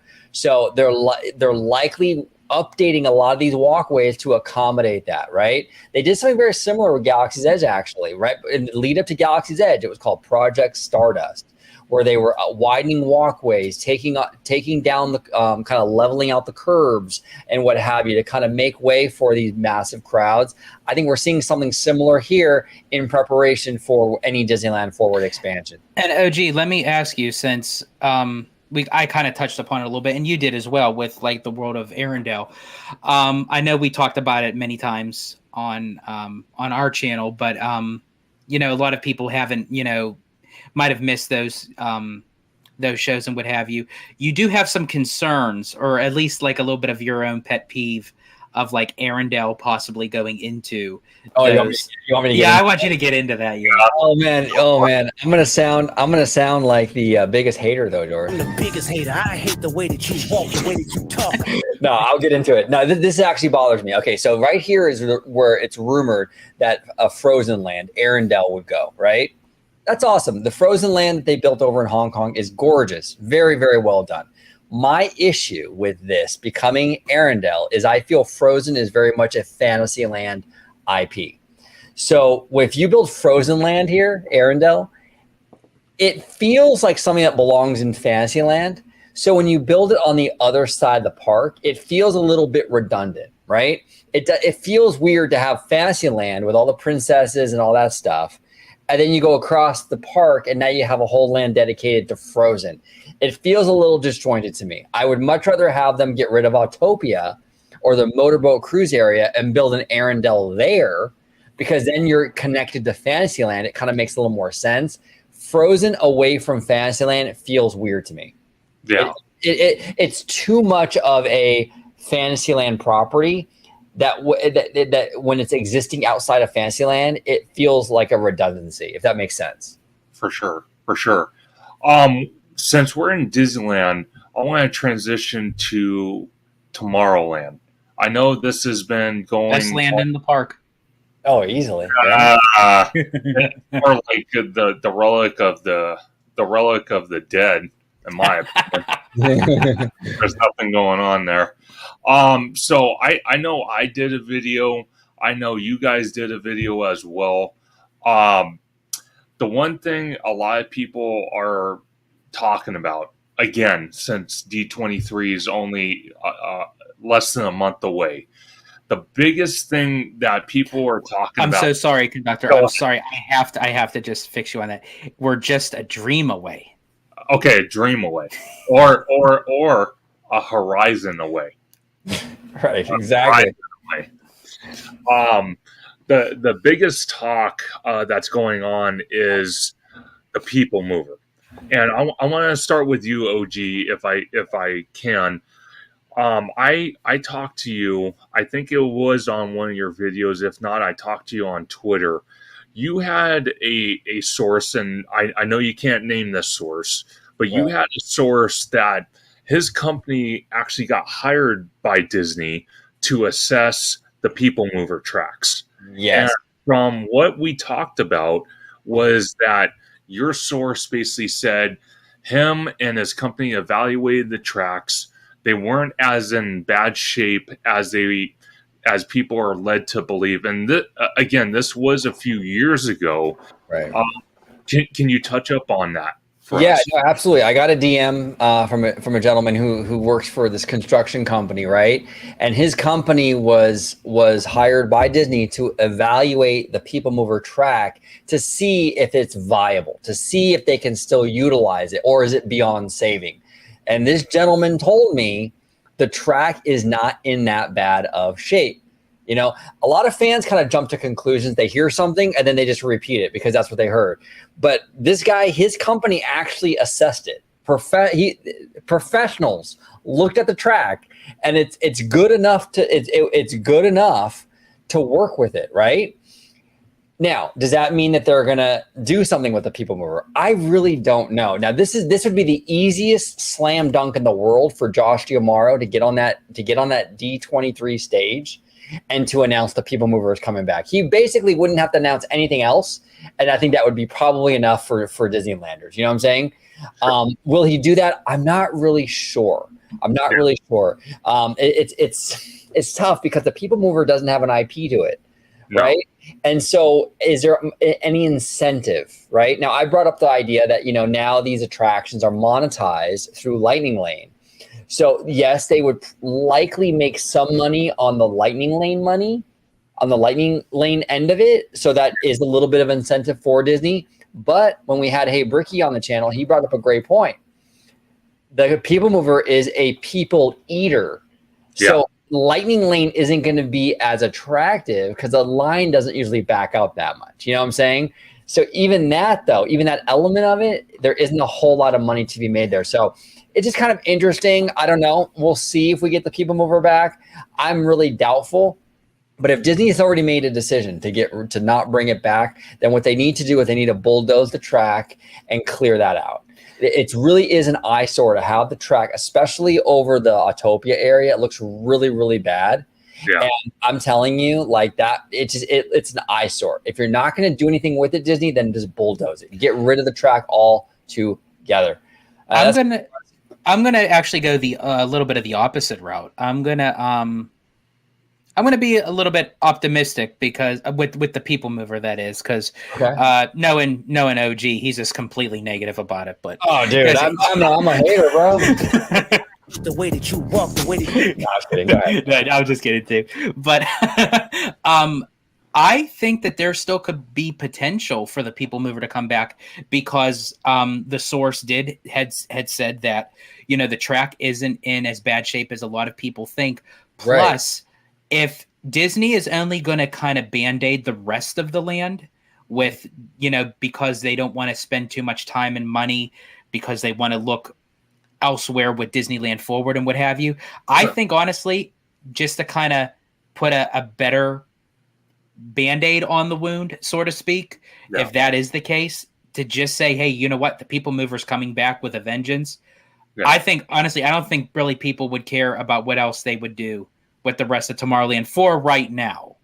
And I think too, and OG, you had mentioned because there's no like IP attached to it. Yeah. I kind of take this situation with the People Mover sort of like what they're doing with Test Track at Epcot.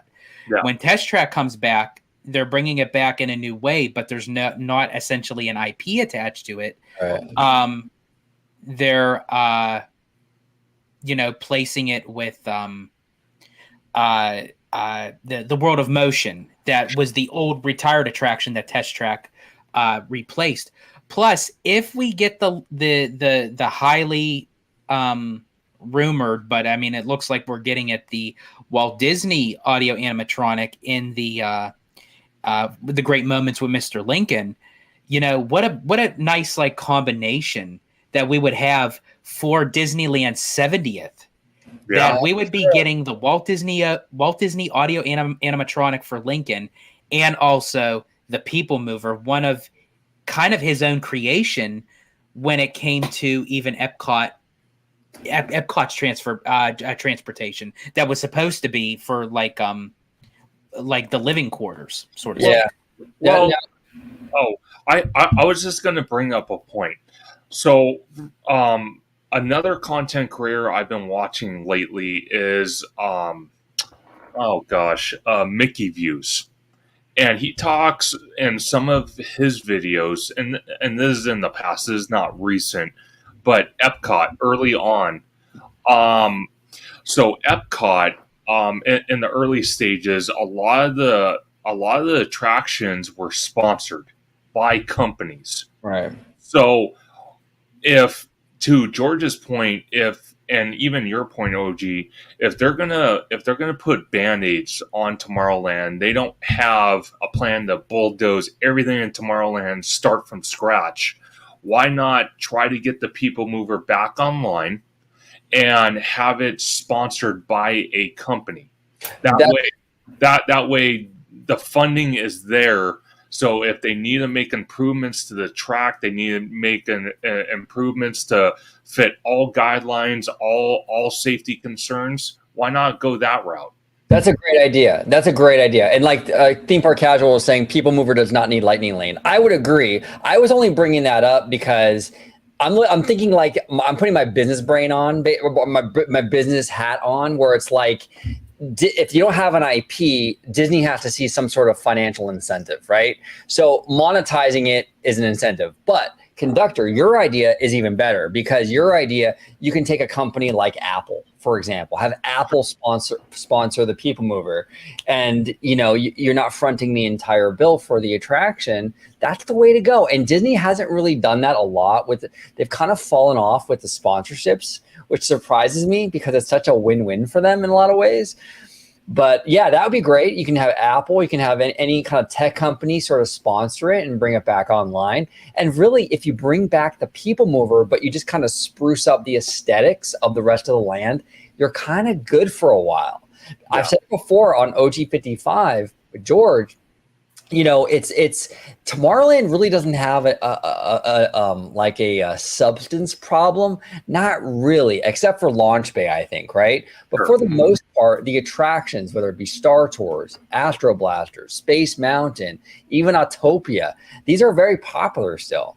So the content inside the land isn't really the issue. It's more of an aesthetics issue. Mm-hmm. You know what I'm saying? So if you can get the People Mover back online and you can spruce up the aesthetics, I think you're good for a while. And I'm going to touch upon a little bit of extra I want to add to that. But really quick, I did see Linnea, I just want to say thank you. I appreciate yes, as OG had mentioned, yes, I am part of Orange Grove 55. And then if you also want to find me on other social media platforms, at Disney George on Twitter, and also on Instagram under the Disney Italiano. So definitely yes.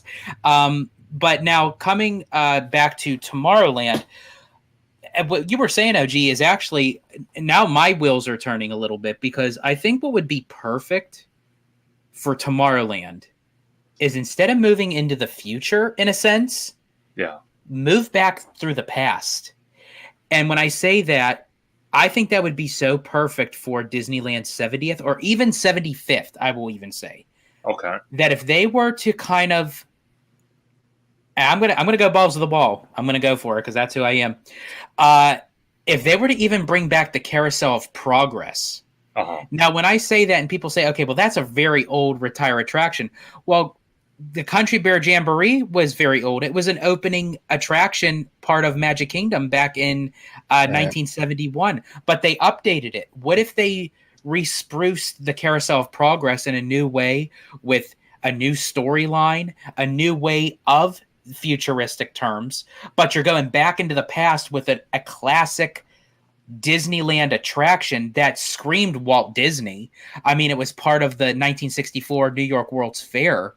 Along with the People Mover, you have the Walt Disney audio animatronic with the great moments with Mr. Lincoln. I think that would be the perfect way to kind of fix somewhat of the Tomorrowland issues, but it also would be perfect for the Disneyland 70th to the 75th anniversary kind of time frame. Yeah, Mark McHugh says, Disney, bring back America Sings, you cowards. Absolutely, Mark. Absolutely. No, but that's a great idea. I mean, in terms of your idea, George, where it's like looking to the past, I think there's something to that because you can kind of take like the 1960s or mid-century sort of a vision of the future, which is sort of timeless in a lot of ways, and we still have elements of it in this Tomorrowland we have now. Yeah. A timeless look at the future. It's still very relevant and still feels very futuristic. It's like the Jetsons, that kind of vibe, right? If you leaned into that and sort of spruced that up and kind of went in that direction, I think you're good.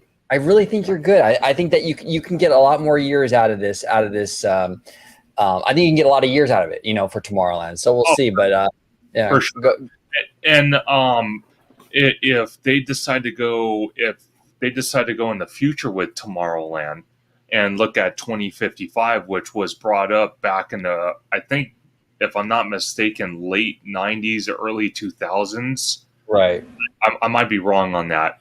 But I found this website earlier before we started this live, and here's some renderings of what the land could look like in some aspects. Obviously, you got the People Mover kind of looking futuristic.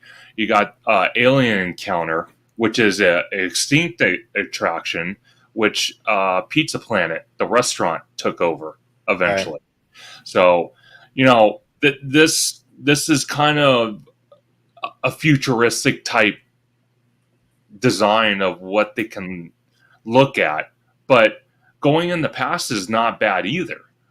All I'm saying though is I think at this point, since Tomorrowland is so broken compared to Walt Disney World's version, I think it wouldn't be such a horrible idea to get companies to sponsor attractions in our Tomorrowland so the land could properly be fixed. Honestly, I think Disney should go that route, not even just with Tomorrowland. I think they should just go back to that route, because that's how Walt Disney was able to fund all of Disneyland, by getting these companies to help fund and pay for the attractions, actually taking attractions from the 1964 New York World's Fair, moving them over. I mean, Walt found ways that he made it work, but it would still be very much successful, right. And Disney used to do that, and I don't know why they haven't gone down that route, especially if they want to try to save money. I don't see why, unless it's like a licensing thing, like where they have to keep on like renewing contracts. I think that's where Disney kind of it could be, kind of falters. It could be. A company like Apple, I think, would be good because Disney has a pretty close relationship with Apple. Bob Iger was on their board, on their board directors until I think 2019, because he actually had to leave Apple's board because it was a conflict of interest once Disney Plus went online. Yeah, so he had to leave. So, but they still have a close relationship, and I think Apple would be a great company for Tomorrowland. You can definitely do that. Also, I definitely want to touch upon one more thing too. Sure. With Epcot, with their test track, update or reimagining, and how it's going to have hints of World of Motion in there. Yeah. A lot of fans like to kind of, a lot of fans get real frustrated with Disney with the IP situation, and they give Disney a lot of crap. IP this, IP that. We are seeing Disney not go the IP route with Test Track, and they could. This is the thing; they could have put Lightning McQueen in that thing or something. They could have shoved that in there, and they didn't. Instead, what they did was they tried to placate the Epcot nerds and have an homage, basically a giant homage to World of Motion. Look, you got to give. I know it's really trendy to big mouths bad everything. I get it. We got to give them credit for that though. Because, like I said, they easily could have added an IP to that attraction. They didn't have to go the World of Motion route, and they did, and that's pretty cool. I think that's pretty awesome. So, just my 2 cents on that. Oh, for sure. I wanted to ask you both before we move to Universal with all the news that just came out today about the Fast and Furious coaster, Star Wars Launch Bay. Let's say just hypothetically, they don't do anything with that building. A lot of people have speculated about Tron being built there. Now, I know that's been heavily criticism as well. Because if you look at Tron at Walt Disney World, you look at it at Shanghai, you're looking at it, it's a massive footprint that ride takes.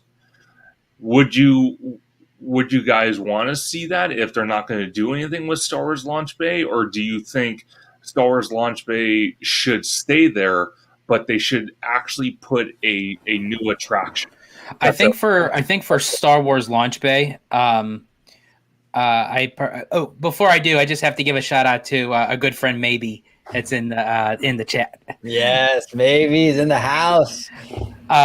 But as far as for the Launch Bay goes, first I have to say that needs to go. I'm not a fan of the Star Wars Launch Bay.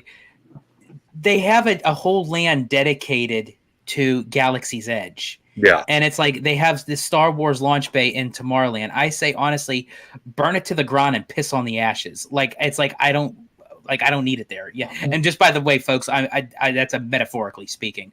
Sorry, I know exactly. But would you bulldoze the whole building though and put something else, or would you use the building and put something new in? Depending on like what IP or like type of attraction, I think you could still utilize the building. Or if it's something that is like kind of structurally, trying to think of the word for it, structurally, then I would say like remove the building and put in the newfound structure. When it comes for Tron, here's the thing. I do love Tron. However, I feel like that ride is so overrated, in my honest opinion. Yeah. It takes up a lot of room, and I think honestly, Disneyland needs to use up as much land as they possibly can. But I feel like Tron is just like so much that would take up so much real estate, and not to mention that it's going to be seen off of major streets. Like that I think that would just be a complete eyesore, that it would just completely block out everything. My opinion on Tron has sort of changed after seeing it over there in Florida. It's not terrible, but it definitely feels very, I don't know. If you're not looking at it at nighttime, it's not the most eye appealing attraction. That is hilarious. Maybe I just have to say, oops, I didn't mean the peach. You absolutely did. Yes. Oh, she did. Oh, come on, maybe. We know you meant the peach. That's awesome. Love it.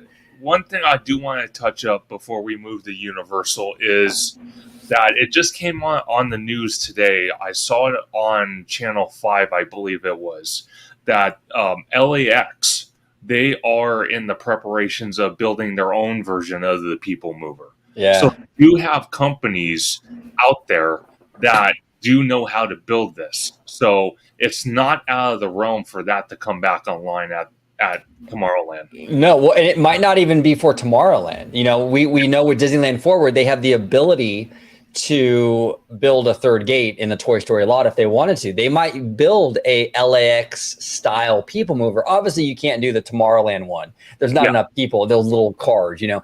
You would build more like a tram, basically, on an elevated platform that would go from Disneyland Resort to the new park. It's possible that's the version of the People Mover that we see in the future, and it won't even be in Tomorrowland, you know. So for sure, yeah, we'll see, but it's exciting. It's exciting. The whole Disneyland Forward thing to me is like super exciting because I think Disney is really bullish on it, and I think we're going to see some really incredible stuff come out of that.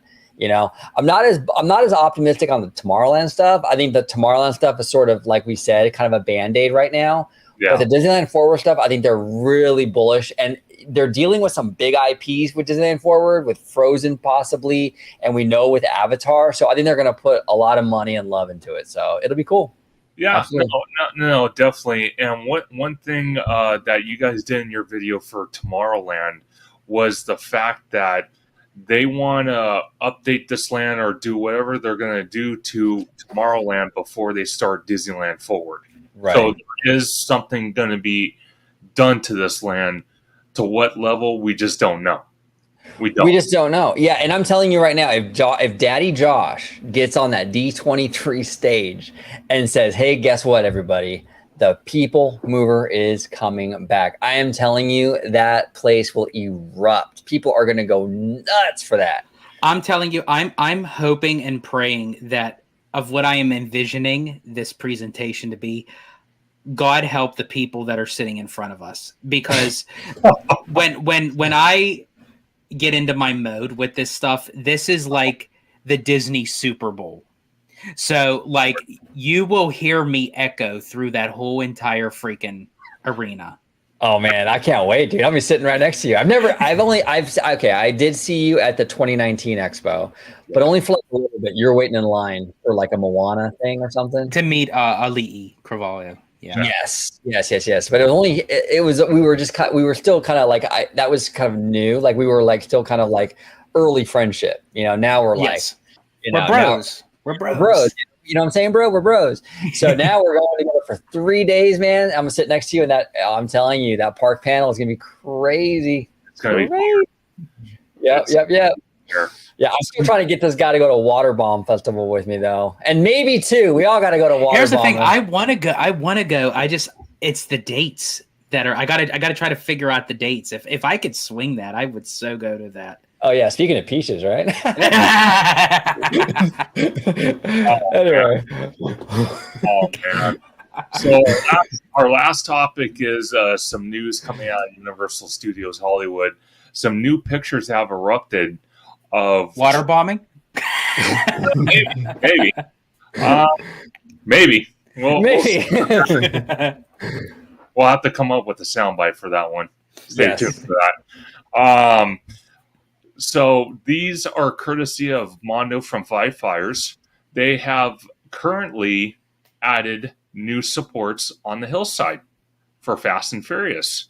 And a lot of people got excited, me included, because I'm super stoked for this land. So all these pictures you're seeing right now on the screen is new supports, and then obviously new supports on the actual first part of the roller coaster, and then also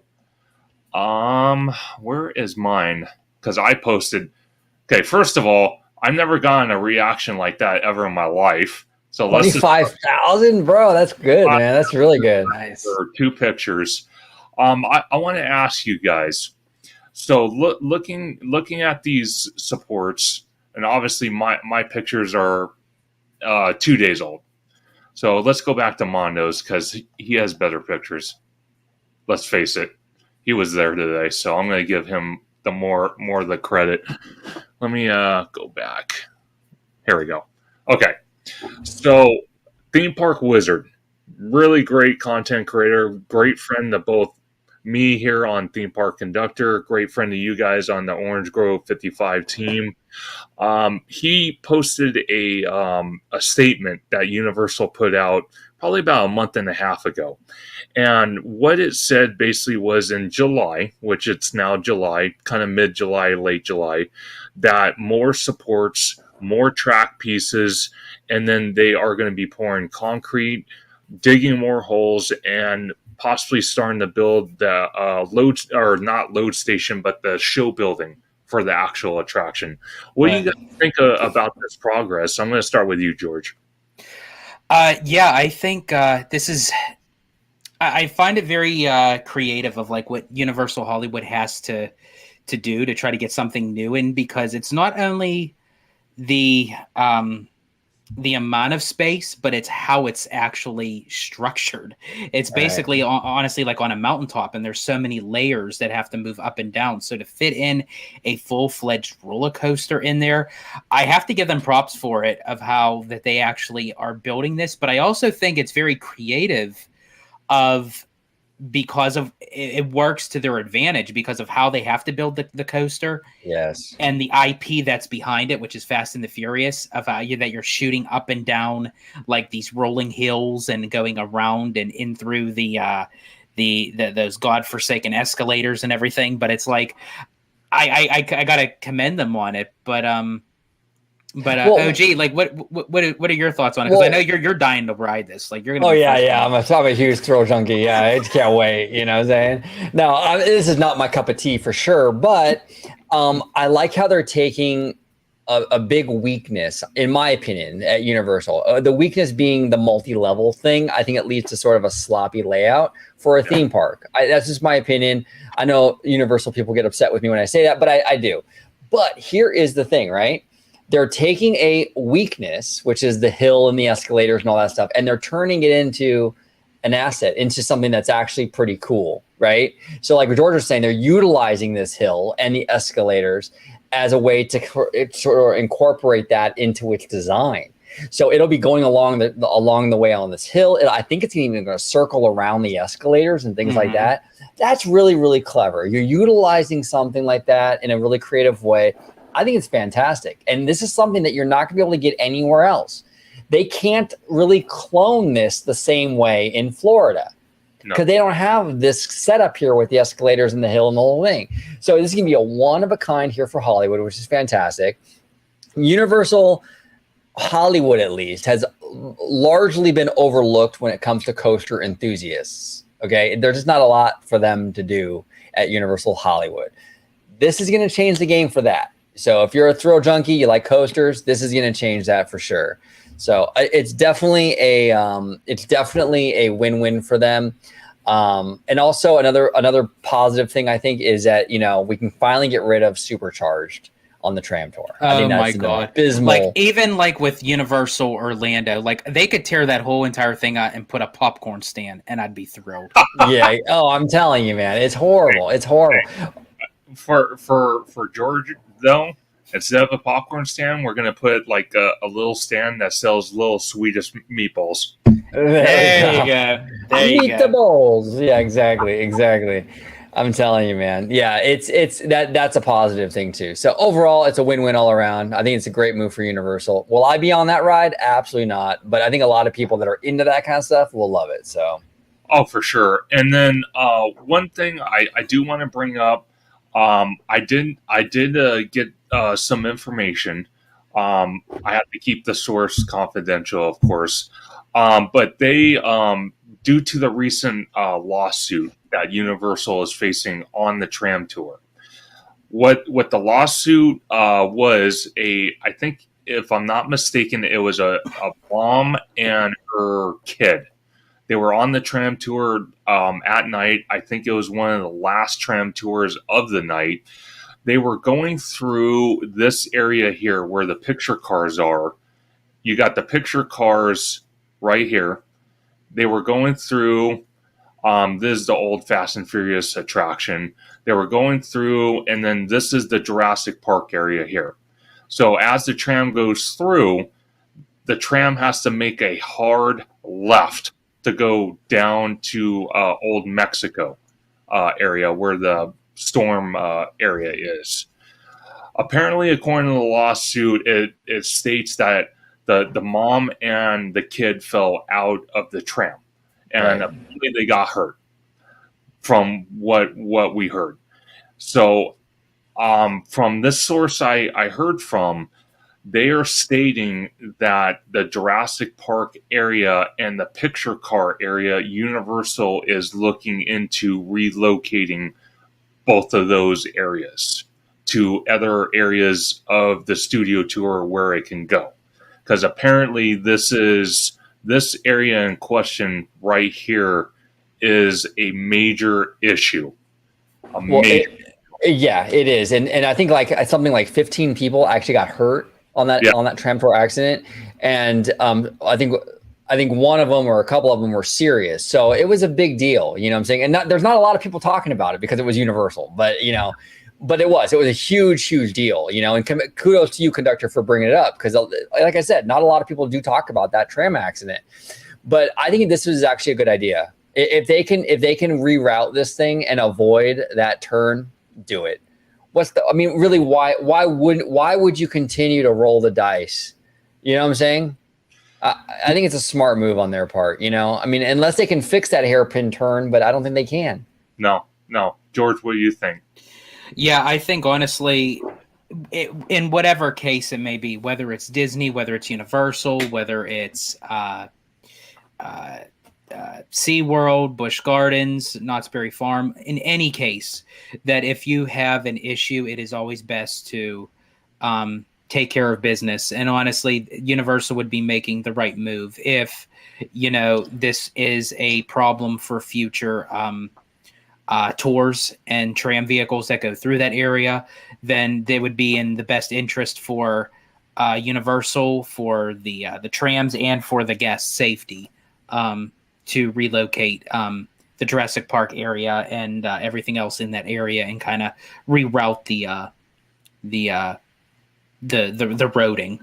Yeah, no, absolutely. So also from what I'm hearing, it could come back online, but for the time being, from what I've heard, Universal wants to just keep that area off limits, at least for the trams, for them, until the lawsuit is settled. Now, if they do decide to bring this area back online, what adjustments do you think they can make if they are still going to go down this path and make that turn? Do you think we could see adjustments to the trams themselves where it's more enclosed, or what do you think? Okay, really quick. What is in, because I've been on the tram tour several times, but I mean, like, it's still escaping me. When you come down off of the Jurassic area, like where you go to make the hairpin turn, what is that in front of it? This, like, right here. Right here? No. Move your cursor to the right. That, like, ooh, you just passed it. Move back. Right there, right in there. Like, what is those things? Like this right here? No. Right where your cursor was at.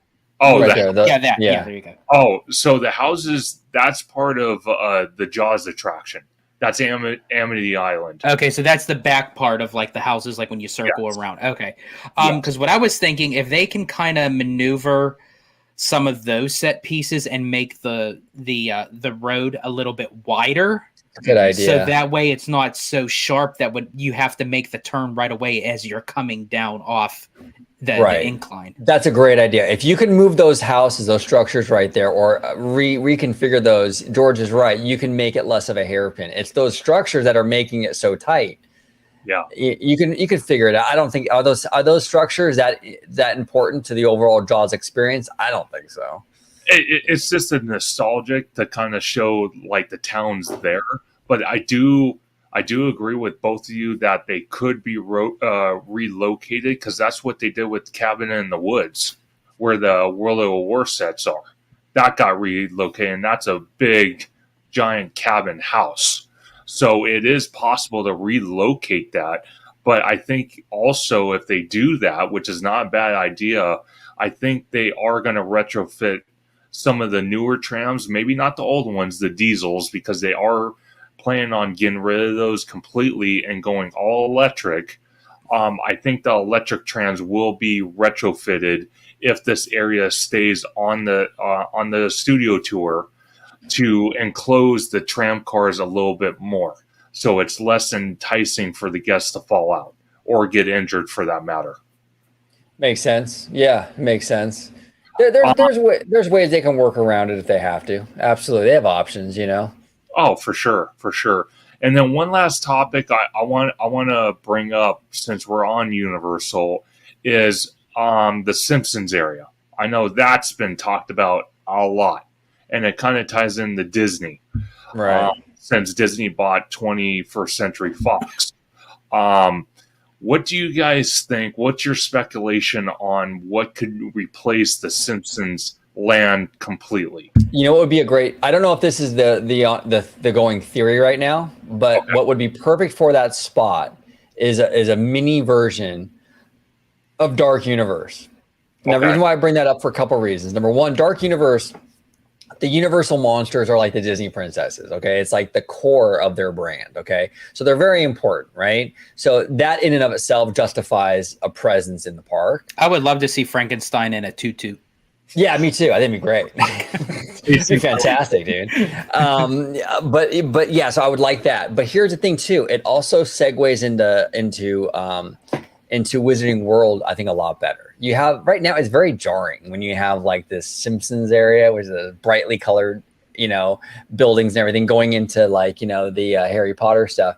Yeah. I think that having that off of the Harry Potter world would be just so much better of a transition. Yeah. With the Gothic architecture of Dark Universe and what have you, I think it'd be beautiful. And from what we've heard and seen so far of Dark Universe, I think it'd be a great addition to Hollywood. Simpsons, they can bulldoze that thing tomorrow. I mean, I think it's god awful ugly. The attraction, from what I'm hearing, from like theme park wizard and stuff, the attraction is like falling apart. It's like the structure and everything isn't even like. So to touch up on that before I move to you, George, that building has been there since I think the early 2000s, if not the late 90s. And from what I've heard and talking to Theme Park Wizard as well, that show building for The Simpsons, only half that building is being used. The other side of it is completely abandoned. There's missing cars or missing ride vehicles that they have stripped down for parts. So hearing that, it makes me want to believe that the ride itself is on its last leg. And then obviously, if you're there at Universal, you could see that this show building itself is on a hillside. And from what we've all heard, that show building itself is becoming day by day more and more unstable. And that's what Wizard was telling me. Like he was telling me he won't even go on it. You know what I'm saying? Like it's not great. So they gotta address that. They gotta get rid of this Simpsons land. Do it sooner rather than later, and put your own thing in there. This is the one thing I'm real critical of Universal. They like to rent a lot. They don't like to use their own IP. Yeah. Like Potter and Mario. It's all other people's stuff, right? Other companies' stuff. The monsters are yours. Utilize your IP, Universal, and it's an important IP for this franchise. So I mean for this park. Go ahead, George. Good point. My idea is actually use someone else's IP. So use someone else. Is that? So I love your idea of Dark Universe because it would make a nice segue right off of Potter. Yeah. I actually have two suggestions, and actually from you had saying it's off of Potter, and I know this is on a hillside, but if they can kind of structure it in a way where they could add in Hagrid's motorbike. Yeah. Motorboat. So it's a running joke on OG55, folks. Definitely check us out. You'll get the joke. Hagrid's motorbike adventure, where they could kind of incorporate that because it's a very popular ride at Universal Orlando, and I think if they were to add that into Universal Hollywood, I think that would be a win for the park. Or my other option is there are rumor talks that over at Universal Orlando at the studios, the Simpsons land there could possibly be getting replaced with Pokemon. Oh, that would be huge. If they put Pokemon in here, that'd be huge. Yeah, and I think honestly, if they kind of like do the same way with Universal Hollywood and they put Pokemon in there, I mean, Pokemon is like the biggest franchise that you could ever get into a park, and it's like if you have that opportunity, I say run with it. For sure. You know, one thing I do want to bring up though, because obviously Google Maps, they take forever to update their maps, which pisses me off. But these are the two old shows that they had at Universal. This one was Animal Actors. This one here was the Castle Theater, which was I can't even think of the name anymore. It's already escaped my mind. Special Effects. So this is currently where the Fast and Furious Hollywood Drift Coaster is going. So my question to both of you is, if they decide to do, like George was saying, like Pokemon, or like you're saying, OG, with Dark Universe. Right. How is that going to transition when you have Harry Potter right here, you got Fast and Furious right here, and then you're either walking in the Pokemon or you're walking in the Dark Universe? How would that transition? I think honestly, I think the way the park is really designed, that everything's all over the place anyway. I don't know if it would really matter. Yeah, that's a good point, George. Yeah, it kind of is all over the place. I was kind of thinking like my mindset was kind of like, yeah, put the Gothic architecture of Dark Universe close to the Gothic architecture of Wizarding World. But strategy wise, that would be the smartest route to go because it would fit so well with Harry Potter right into like the Dark Universe. Yeah, but then you got like the giant pimple right over here, Fast and Furious. We're sort of like that now. That right in the middle of all this Gothic architecture. So yeah, I don't know. Yeah. What do you do? Really quick, I just have to say, Kiki and Luca is in the house and saying hello to us that we are the sexiest men on YouTube. So thank you for that award. We greatly acknowledge it and accept that award. So yeah. But once we get Kiki and Luca on the channel, we're going to get dethroned because Kiki and Luca are pretty sexy. Personally. One thing I thought about, my idea would be to expand Harry Potter. The reason why I say that is, so I talked about it with Wizard. There was an idea about bringing the Hogwarts Express to the actual train itself to Hollywood. And if you put Hagrid's motorbike right here, right, and then you kind of add some of the shops, the restaurants, whatnot of, let's say, Diagon Alley. Let's say that you put this kind of mixed in. Then again, Theme Park Wizard has announced, and again, it's just rumor, it's not confirmed yet by Universal, this area here, which is the tram load area and unload. This is supposedly going to be moving behind the Mummy Show building. Right. So it's going to get removed. So this is the tram garage, I would assume, is going to get leveled to the ground.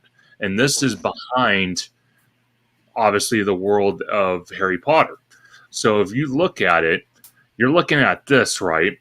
Well, if they decide to build the Hogwarts Express, let's say they do, you got this whole area right here, which I want to get into this a little bit because Universal Falls Lake area, it's been a well-known location for many Hollywood movies.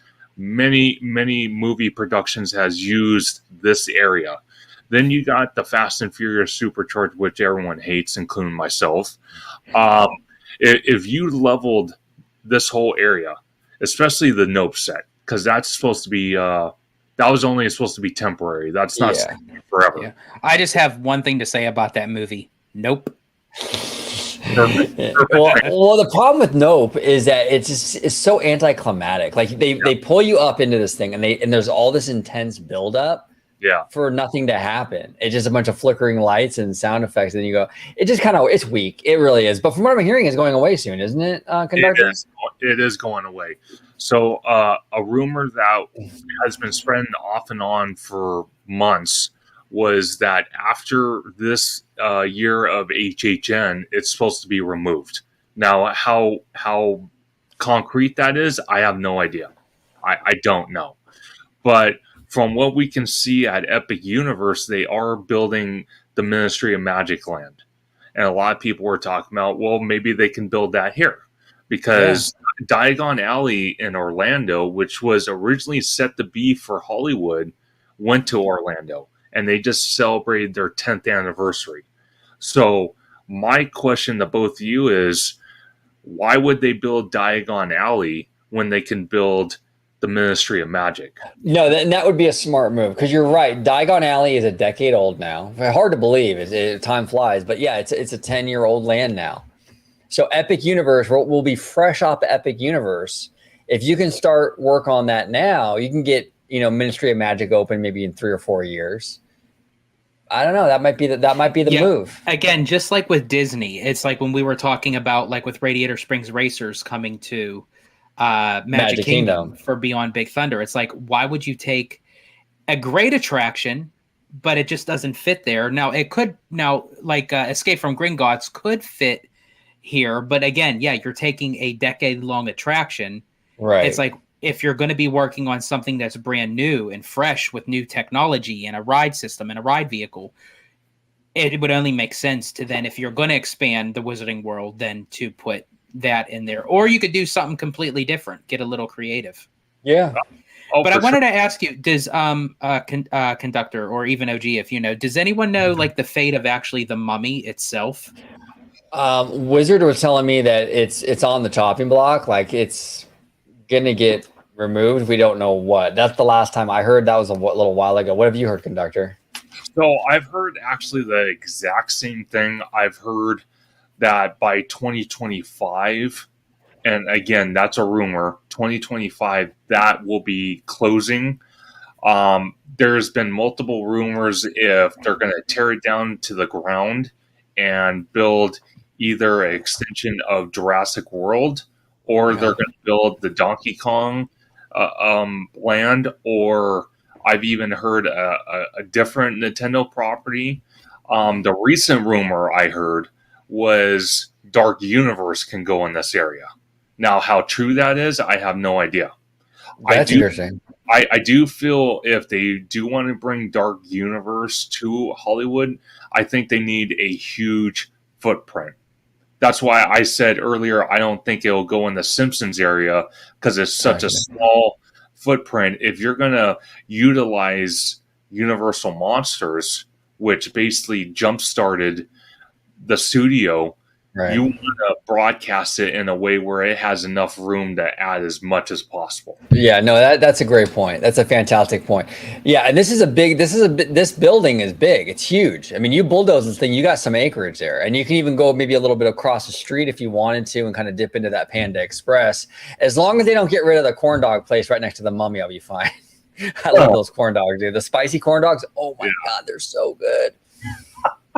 They're so good. I was waiting for the Italiano and Eva to get off of Mummy, because I'm not riding the Mummy, dude. Not get me on that thing. And I was feasting on a corn dog. He helped himself with a corn dog. Oh yeah. Oh Awesome. yeah. That's awesome. And then one last thing, since I have both of you on, what do you guys think about the hotel situation?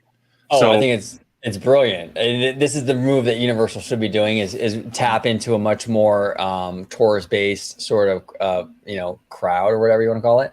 Like that's what I think Disney should be doing too. Like a lot of times Disney with Anaheim, they cater to a lot of locals. Like they don't really try too hard with the tourism. I think there's a market there that you can tap into if you try a little bit. And I think it's smart for Universal to do that. And I think this whole area, by the way, which is the front of the park where the security scanners are, that's where it's rumored to go, right? In terms of this parking lot, right like the hotel, like right in here, right? Yeah. So from this little circle point here, from this point all the way down to this area here. Okay, and that's smart. I love that. It'll be like your gateway into the park or whatever. I think that's fantastic. It's kind of similar to what they do with Disneyland Paris with the hotel on the outskirt of the park. I love that. That's a great idea. It's supposed to be also, from what I understand, Conductor, and correct me if I'm wrong, kind of a similar hotel that they have in Beijing, right?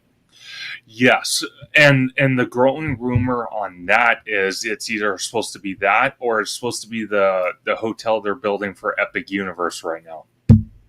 Oh, the Helios? Yes. Helios? Yes. That's interesting. The one with the golden domes on it.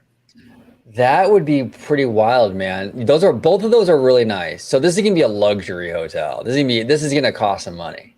Yeah, for sure. Yeah, but how can you argue? You're what 10 feet away, and you're at Universal. You can't argue that one. No, you can't argue with that at all, and it's a smart move. You don't want to have. Also, it's this thing is going to loom over the whole entry of the park and even into City Walk. You don't want a cheap value hotel. You want a baddie right there. You know what I'm saying? I will say though, if they do the Helios, I'm not opposed to it, but I would want something a little bit more original. It feels like the Helios would fit in with Celestial Park. Well, that's true. I feel like the architecture would kind of feel out of place to what Universal Hollywood looks like. But I do agree, like if they do like a big, like grand kind of hotel, yes, that would be perfect. But I would do the architecture a little bit different where it would fit the Hollywood theme. The Beijing Hotel, George, is actually kind of perfect. It's basically Buena Vista Street themed. Yeah, see, that would work perfectly. That works perfect for Hollywood. And that would be, honestly, I would agree, the better option of the two. The Helios is beautiful, but it is kind of made for Epic Universe, literally. And it would feel a little out of place here, but that Beijing Hotel with that kind of like that 1920s, 1930s Hollywood vibe. Oh, yeah. Chef's kiss. It's perfect for Hollywood. Oh, for sure. And then also, if you look like you're talking about, OG, with the security. So when they're building the hotel, at some point in one of the phases, I actually heard before the Olympics, which is in 2028 in LA, they are supposed to be moving security to the parking structures and following Disney on that notion. That's interesting. Do you think that might help crowd-wise and congestion-wise? Because I know personally going to, let's say, Halloween Horror Nights, which is in 2 months from this point, I know this area, especially even holiday events, this area here gets super crowded. Oh, it gets crazy over there. And actually, we were at the parks, I want to say a year and a half ago. Wizard and I were actually walking through here. It was pouring rain this day, okay? And that whole section right there by the security bag checks, the drainage there is so bad, Conductor. Like we were calf deep in water. It was crazy. Yeah. So this whole area right here with the security checkpoint and that whole thing, they need to reconfigure it. And they will, I'm assuming, like you're saying, because they're going to add that hotel. This is all going to get moved. Oh, for sure. George, what do you think? Yeah, I think honestly it would be in Universal's best interest to kind of configure some things and move some things around. As I said, they do have some challenges based off of like what they are given. But I do appreciate like when theme parks get creative in that manner, just like how Disney did with Galaxy's Edge, with changing up the rivers of America and what have you, and like what they're doing with the rezoning for Disneyland Forward and everything. But I think it would be very smart, to put in a hotel, because as you said, Conductor, you'd be smack dab like right there in the park. And I mean, people would pay the upcharge premium for that. Right. And then when does the Olympics start? It's a 2028 in LA, right? Yeah. If they can start on that now, because the Olympics, it's more important for Universal than Disney, because Disney's an hour away from LA. Okay. I mean, you're still in the proximity, but it's in Universal's backyard. Oh, yeah. You can have people staying at this hotel. If they can start it now and get this thing going and have it up by the Olympics, oh my God, that's money, dude. And really quick, can you bring up Mark McHugh's question, please? Thank you. Mark McHugh. So Mark is asking, are there many people that do Universal as a vacation destination? It seems like a thing to do on an off day while visiting Disney. Now, Mark, I will speak for me, because I like to consider myself a California local, even though I don't live there, but I'm out there so much that you think I lived out there. But I do travel from the East Coast. And for me, now, I do have a little bit of a Disney bias. I usually do go out specifically for Disneyland. However, I do like to fit in a day at Universal. So I don't necessarily travel out there specifically to say, oh, I'm going to Universal Hollywood. It's like if it fits into my schedule and itinerary, or if George is a very busy man, I'm a very busy man. I'm all over the place. You can pencil it in. Yeah, if I could squeeze it in between the Tuesday and the Wednesday, I'll do it. But I love doing Universal Hollywood, honestly, with everybody out there. I love doing Universal Hollywood with this guy down here. We did with Mr. Michael Webber. We did with Theme Park Wizard. I think Universal is the type of park I personally love doing, like going as a group than just going solo. Disney, I could go solo or in a group, but I don't know. There's something about Universal Hollywood. I love going in a group, and it's like that's usually the main drive for me to go to Universal Hollywood, like when we could all go together and what have you. But it's a very enjoying type of theme park, but it's only, I'd say, just a one day kind of thing for me anyway. You maybe be able to do maybe 2 days if you span it out like within your trip if I'm in the LA area. But yeah, as OG said, definitely with the 2028 Olympics, for sure, this is going to be like right in Universal's backyard. So if anyone will be traveling to Universal Hollywood, it would probably be around that time if they're coming to the Olympics. It's gonna be popping like Orville Redenbacher, huh, George? Yep. And that Orville Redenbach popcorn is what is replacing the Fast and the Furious. Yeah, right. It's gonna be that popcorn stand. It's gonna be Orville Redenbacher. There it is. Hey, just don't replace my Korean corn dogs. I'll be happy. You just need your corn dogs, man. Yeah, man. I tell you what, this guy right here, totally off the subject. He could put away a corn dog. I kid you not, in like 5 seconds. We were so wrong. We were literally. We were literally, I swear, we went to downtown. We were in downtown Disney, and he stopped for a corn dog.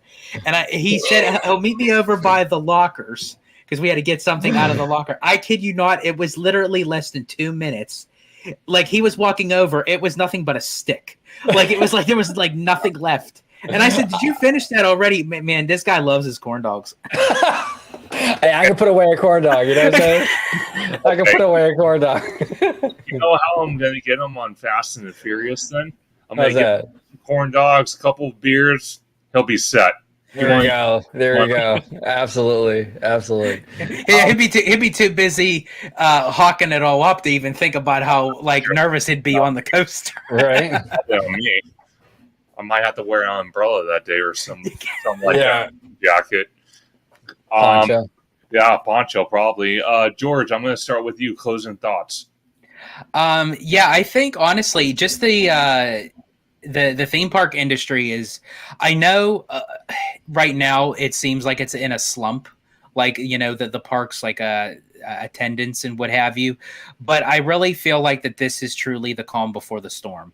I think, honestly, with a lot of things that are on the horizon, no pun intended, to what the presentation is at D23, but I feel like with the Disney parks, with Disneyland, with Disneyland Forward, with Walt Disney World, and their investments with Beyond Big Thunder and the Americas, with Universal Hollywood, with all the added things going on there, the possibility with the new hotel and maybe adding Dark Universe or Pokemon or Hagrid's or what have you, like all the new stuff, the new Fast and the Furious coaster that is coming. And then even over to Universal Orlando with Epic Universe. I think everyone is just kind of waiting in the wings right now till they see some like things opening up that'll drive them into the parks and see some hard-hitting breaking news. And I think that's what we're all going to get, especially with D23 in the next coming weeks. But I'm very excited. I'm very optimistic. I see the glass half full. And I think, honestly, in the long run, the theme park industry is going to be booming after this short, limited slump. Yeah, and Kiki and Luca brings up a great point. He says that I think the problem is a lot of people trying to cut expenses. People don't have money, and that's true. Right now, I think they are, and that's why we might be seeing a little bit. Like we see Universal, they announced a ticket deal the other day. Disney has announced ticket deals. That this is definitely a thing, I think, but it's temporary. I mean, that kind of stuff ebbs and flows. And Kiki and Luca, I have to give you my secret of how I end up doing like all my elaborate trips. Literally, I am the most frugal person you will ever meet in your entire life. Like when I go to a Disney park or I go to Universal, I make it rain. But when I'm home, I'm eating a freaking ramen cup. Yeah, exactly. He's eating the ramen cup, so when he comes out to Cali, he can go to the strip club and make it rain there too, right, George?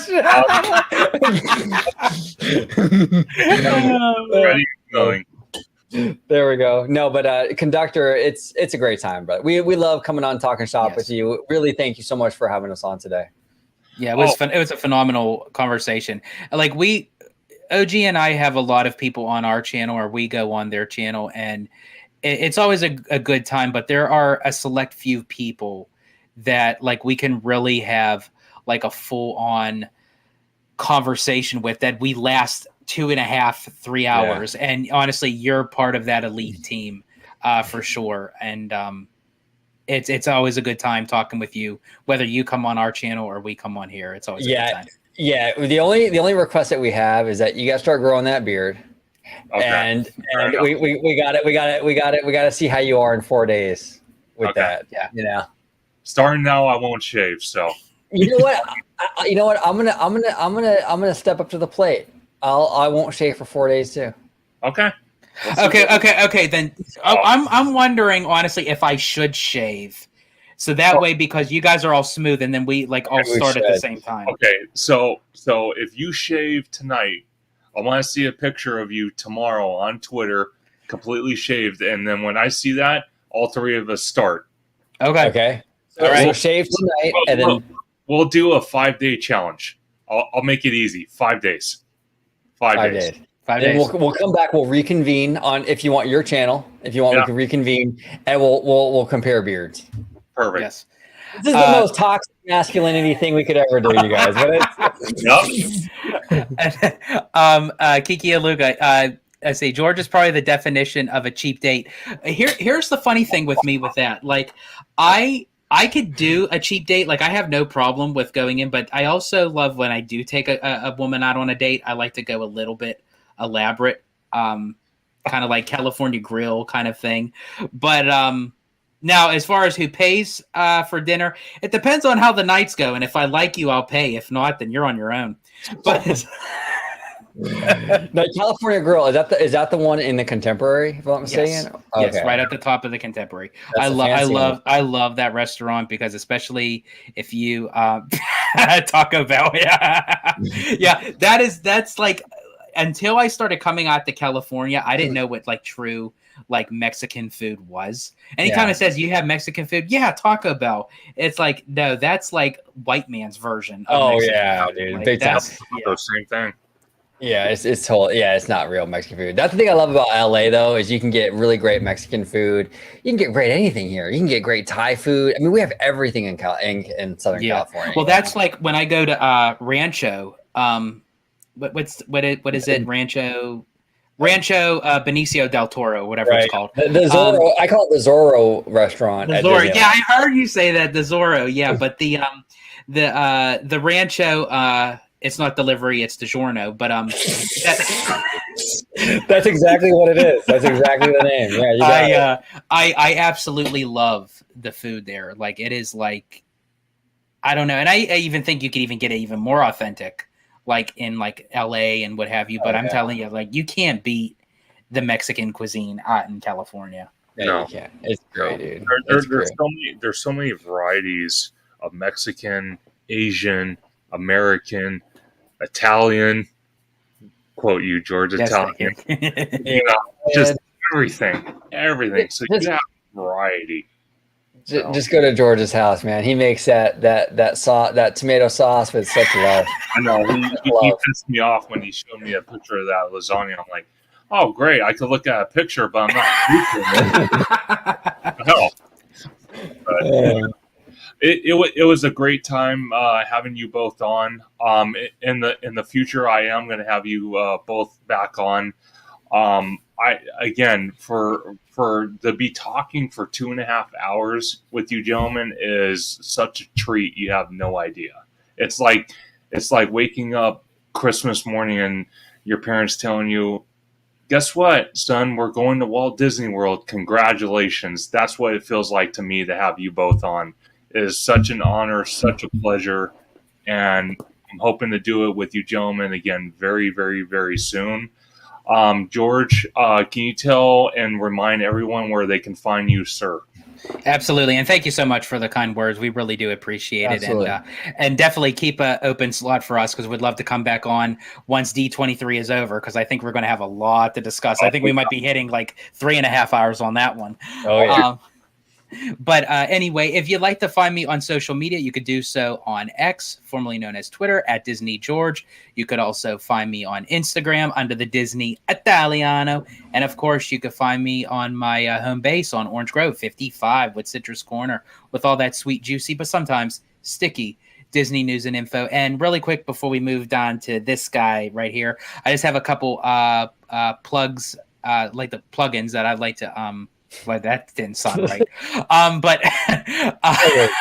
But also, yes, as you probably may know or you may not know, OG and I will be on location at D23 for all 3 days. If you are there and you happen to see us, please don't be shy. Come stop us, say hi. We love engaging in conversation. We love meeting everybody. And also, too, a week after D23, on Saturday, August 17th at 4:00 p.m. at Downtown Disney, we are having our very first Orange Grove 55 meetup. So definitely check that out as well. And of course, with the channel, we just started the new membership tier. So, I mean, if you enjoy our content and you want to get that little bit of extra spice, as I like to say, definitely we had the funniest member video about the horniest attractions at Disneyland. We were cracking up the whole time. It was like an hour of it was great. It was absolutely fantastic. But yeah, there'll be a lot more content coming for that. More videos. We'll be doing a members only live, and there'll also be footage that we'll be taking at D23 at the park. So definitely look out for that as well. And Kiki and Luca will be there on Saturday. Kiki and Luca, we definitely will meet up on Saturday. Yes, definitely, absolutely. We're looking forward to it. And yeah, anyone else who's there, say hi. George is a total attention whore. He loves it. So I really am. Yes. I will say, Daddy Josh should come out and say there's going to be a warning. If I don't announce the right stuff, blue sky, I think George is going to jump up on that stage and start growling like the Hulk. Oh yeah, man. As I always said, as OG said, I really am an attention whore. I really am. It's like, give me a stage, give me a podium, give me a mic, give me a room with 50,000 people. I'm good to go. It's like, Josh, you don't want to do it? I'll get on stage and do it for you. George will be like, give me the mic. People move are coming. You don't even need a teleprompter or a cue card. You'll just go right off the old noggin right here. Oh, yep, absolutely. I'd be like, okay, let's break it down. It's like, let's start in DCA. First of all, Pandora's going to go over. It is official. It's going over into the Simba parking lot right in the corner over there. And then we're going to move over to Hollywood Land. It's going to become, you guessed it, folks, Zootopia. I'll just be going balls to the wall on that. And that Toy Story lot. Remember Westcott? We're building it. Right there. You go. Yep. Yes. That's from my brother OG right there. We're building Westcott, baby. We're building Westcott. Absolutely. Orange Grove 55, again, thank you for joining the channel, the live stream tonight. Where can everyone find you, sir? Yeah, thank you, Conductor. And since, I'm going with the whole train theme, Conductor, we got a little drop. Oh, no! I must have hit that track switch! There we go, Mr. Theme Park Conductor. Thank you so much for having us. Yeah, you can find the Italiano and I, and even Theme Park Conductor on our channel quite often. At Orange Grove 55 on YouTube, where we talk theme park, studio. We even talk some music, we talk a lot of stuff over there. You can find me on Twitter at Orange Grove 55, and you can find me on Instagram, Orange Grove 55. And here we go. Young blow, but I'm built like an OG. There we go, OG. Well, with that all entail, I want to thank everybody who has been watching for 2 hours and 36 minutes, by the way, and it's almost 10 o'clock at night, so I think we're doing pretty good. I want to thank everybody. I want to thank our guests for being on this long and me being able to entertain you both and everyone else. And we are going to have another special guest next week, and we're going to be diving into Halloween Horror Nights. So stay tuned for that. You can find me on YouTube and Instagram at ThemeParkConductor. You can find me on Twitter at ThemeConductor. And just a little channel news, I am going to be at Universal coming this Thursday with all the updates to the Fast and Furious roller coaster. I am going to try to do some updates coming from Nintendo, also on the studio tour, which we talked about tonight. And then Thursday, catch me on Conductor Thursdays at 7 p.m. sharp. Again, I will have that guest on, and we will be diving deep into Halloween Horror Nights. So, your schedule's starting to get as packed as mine.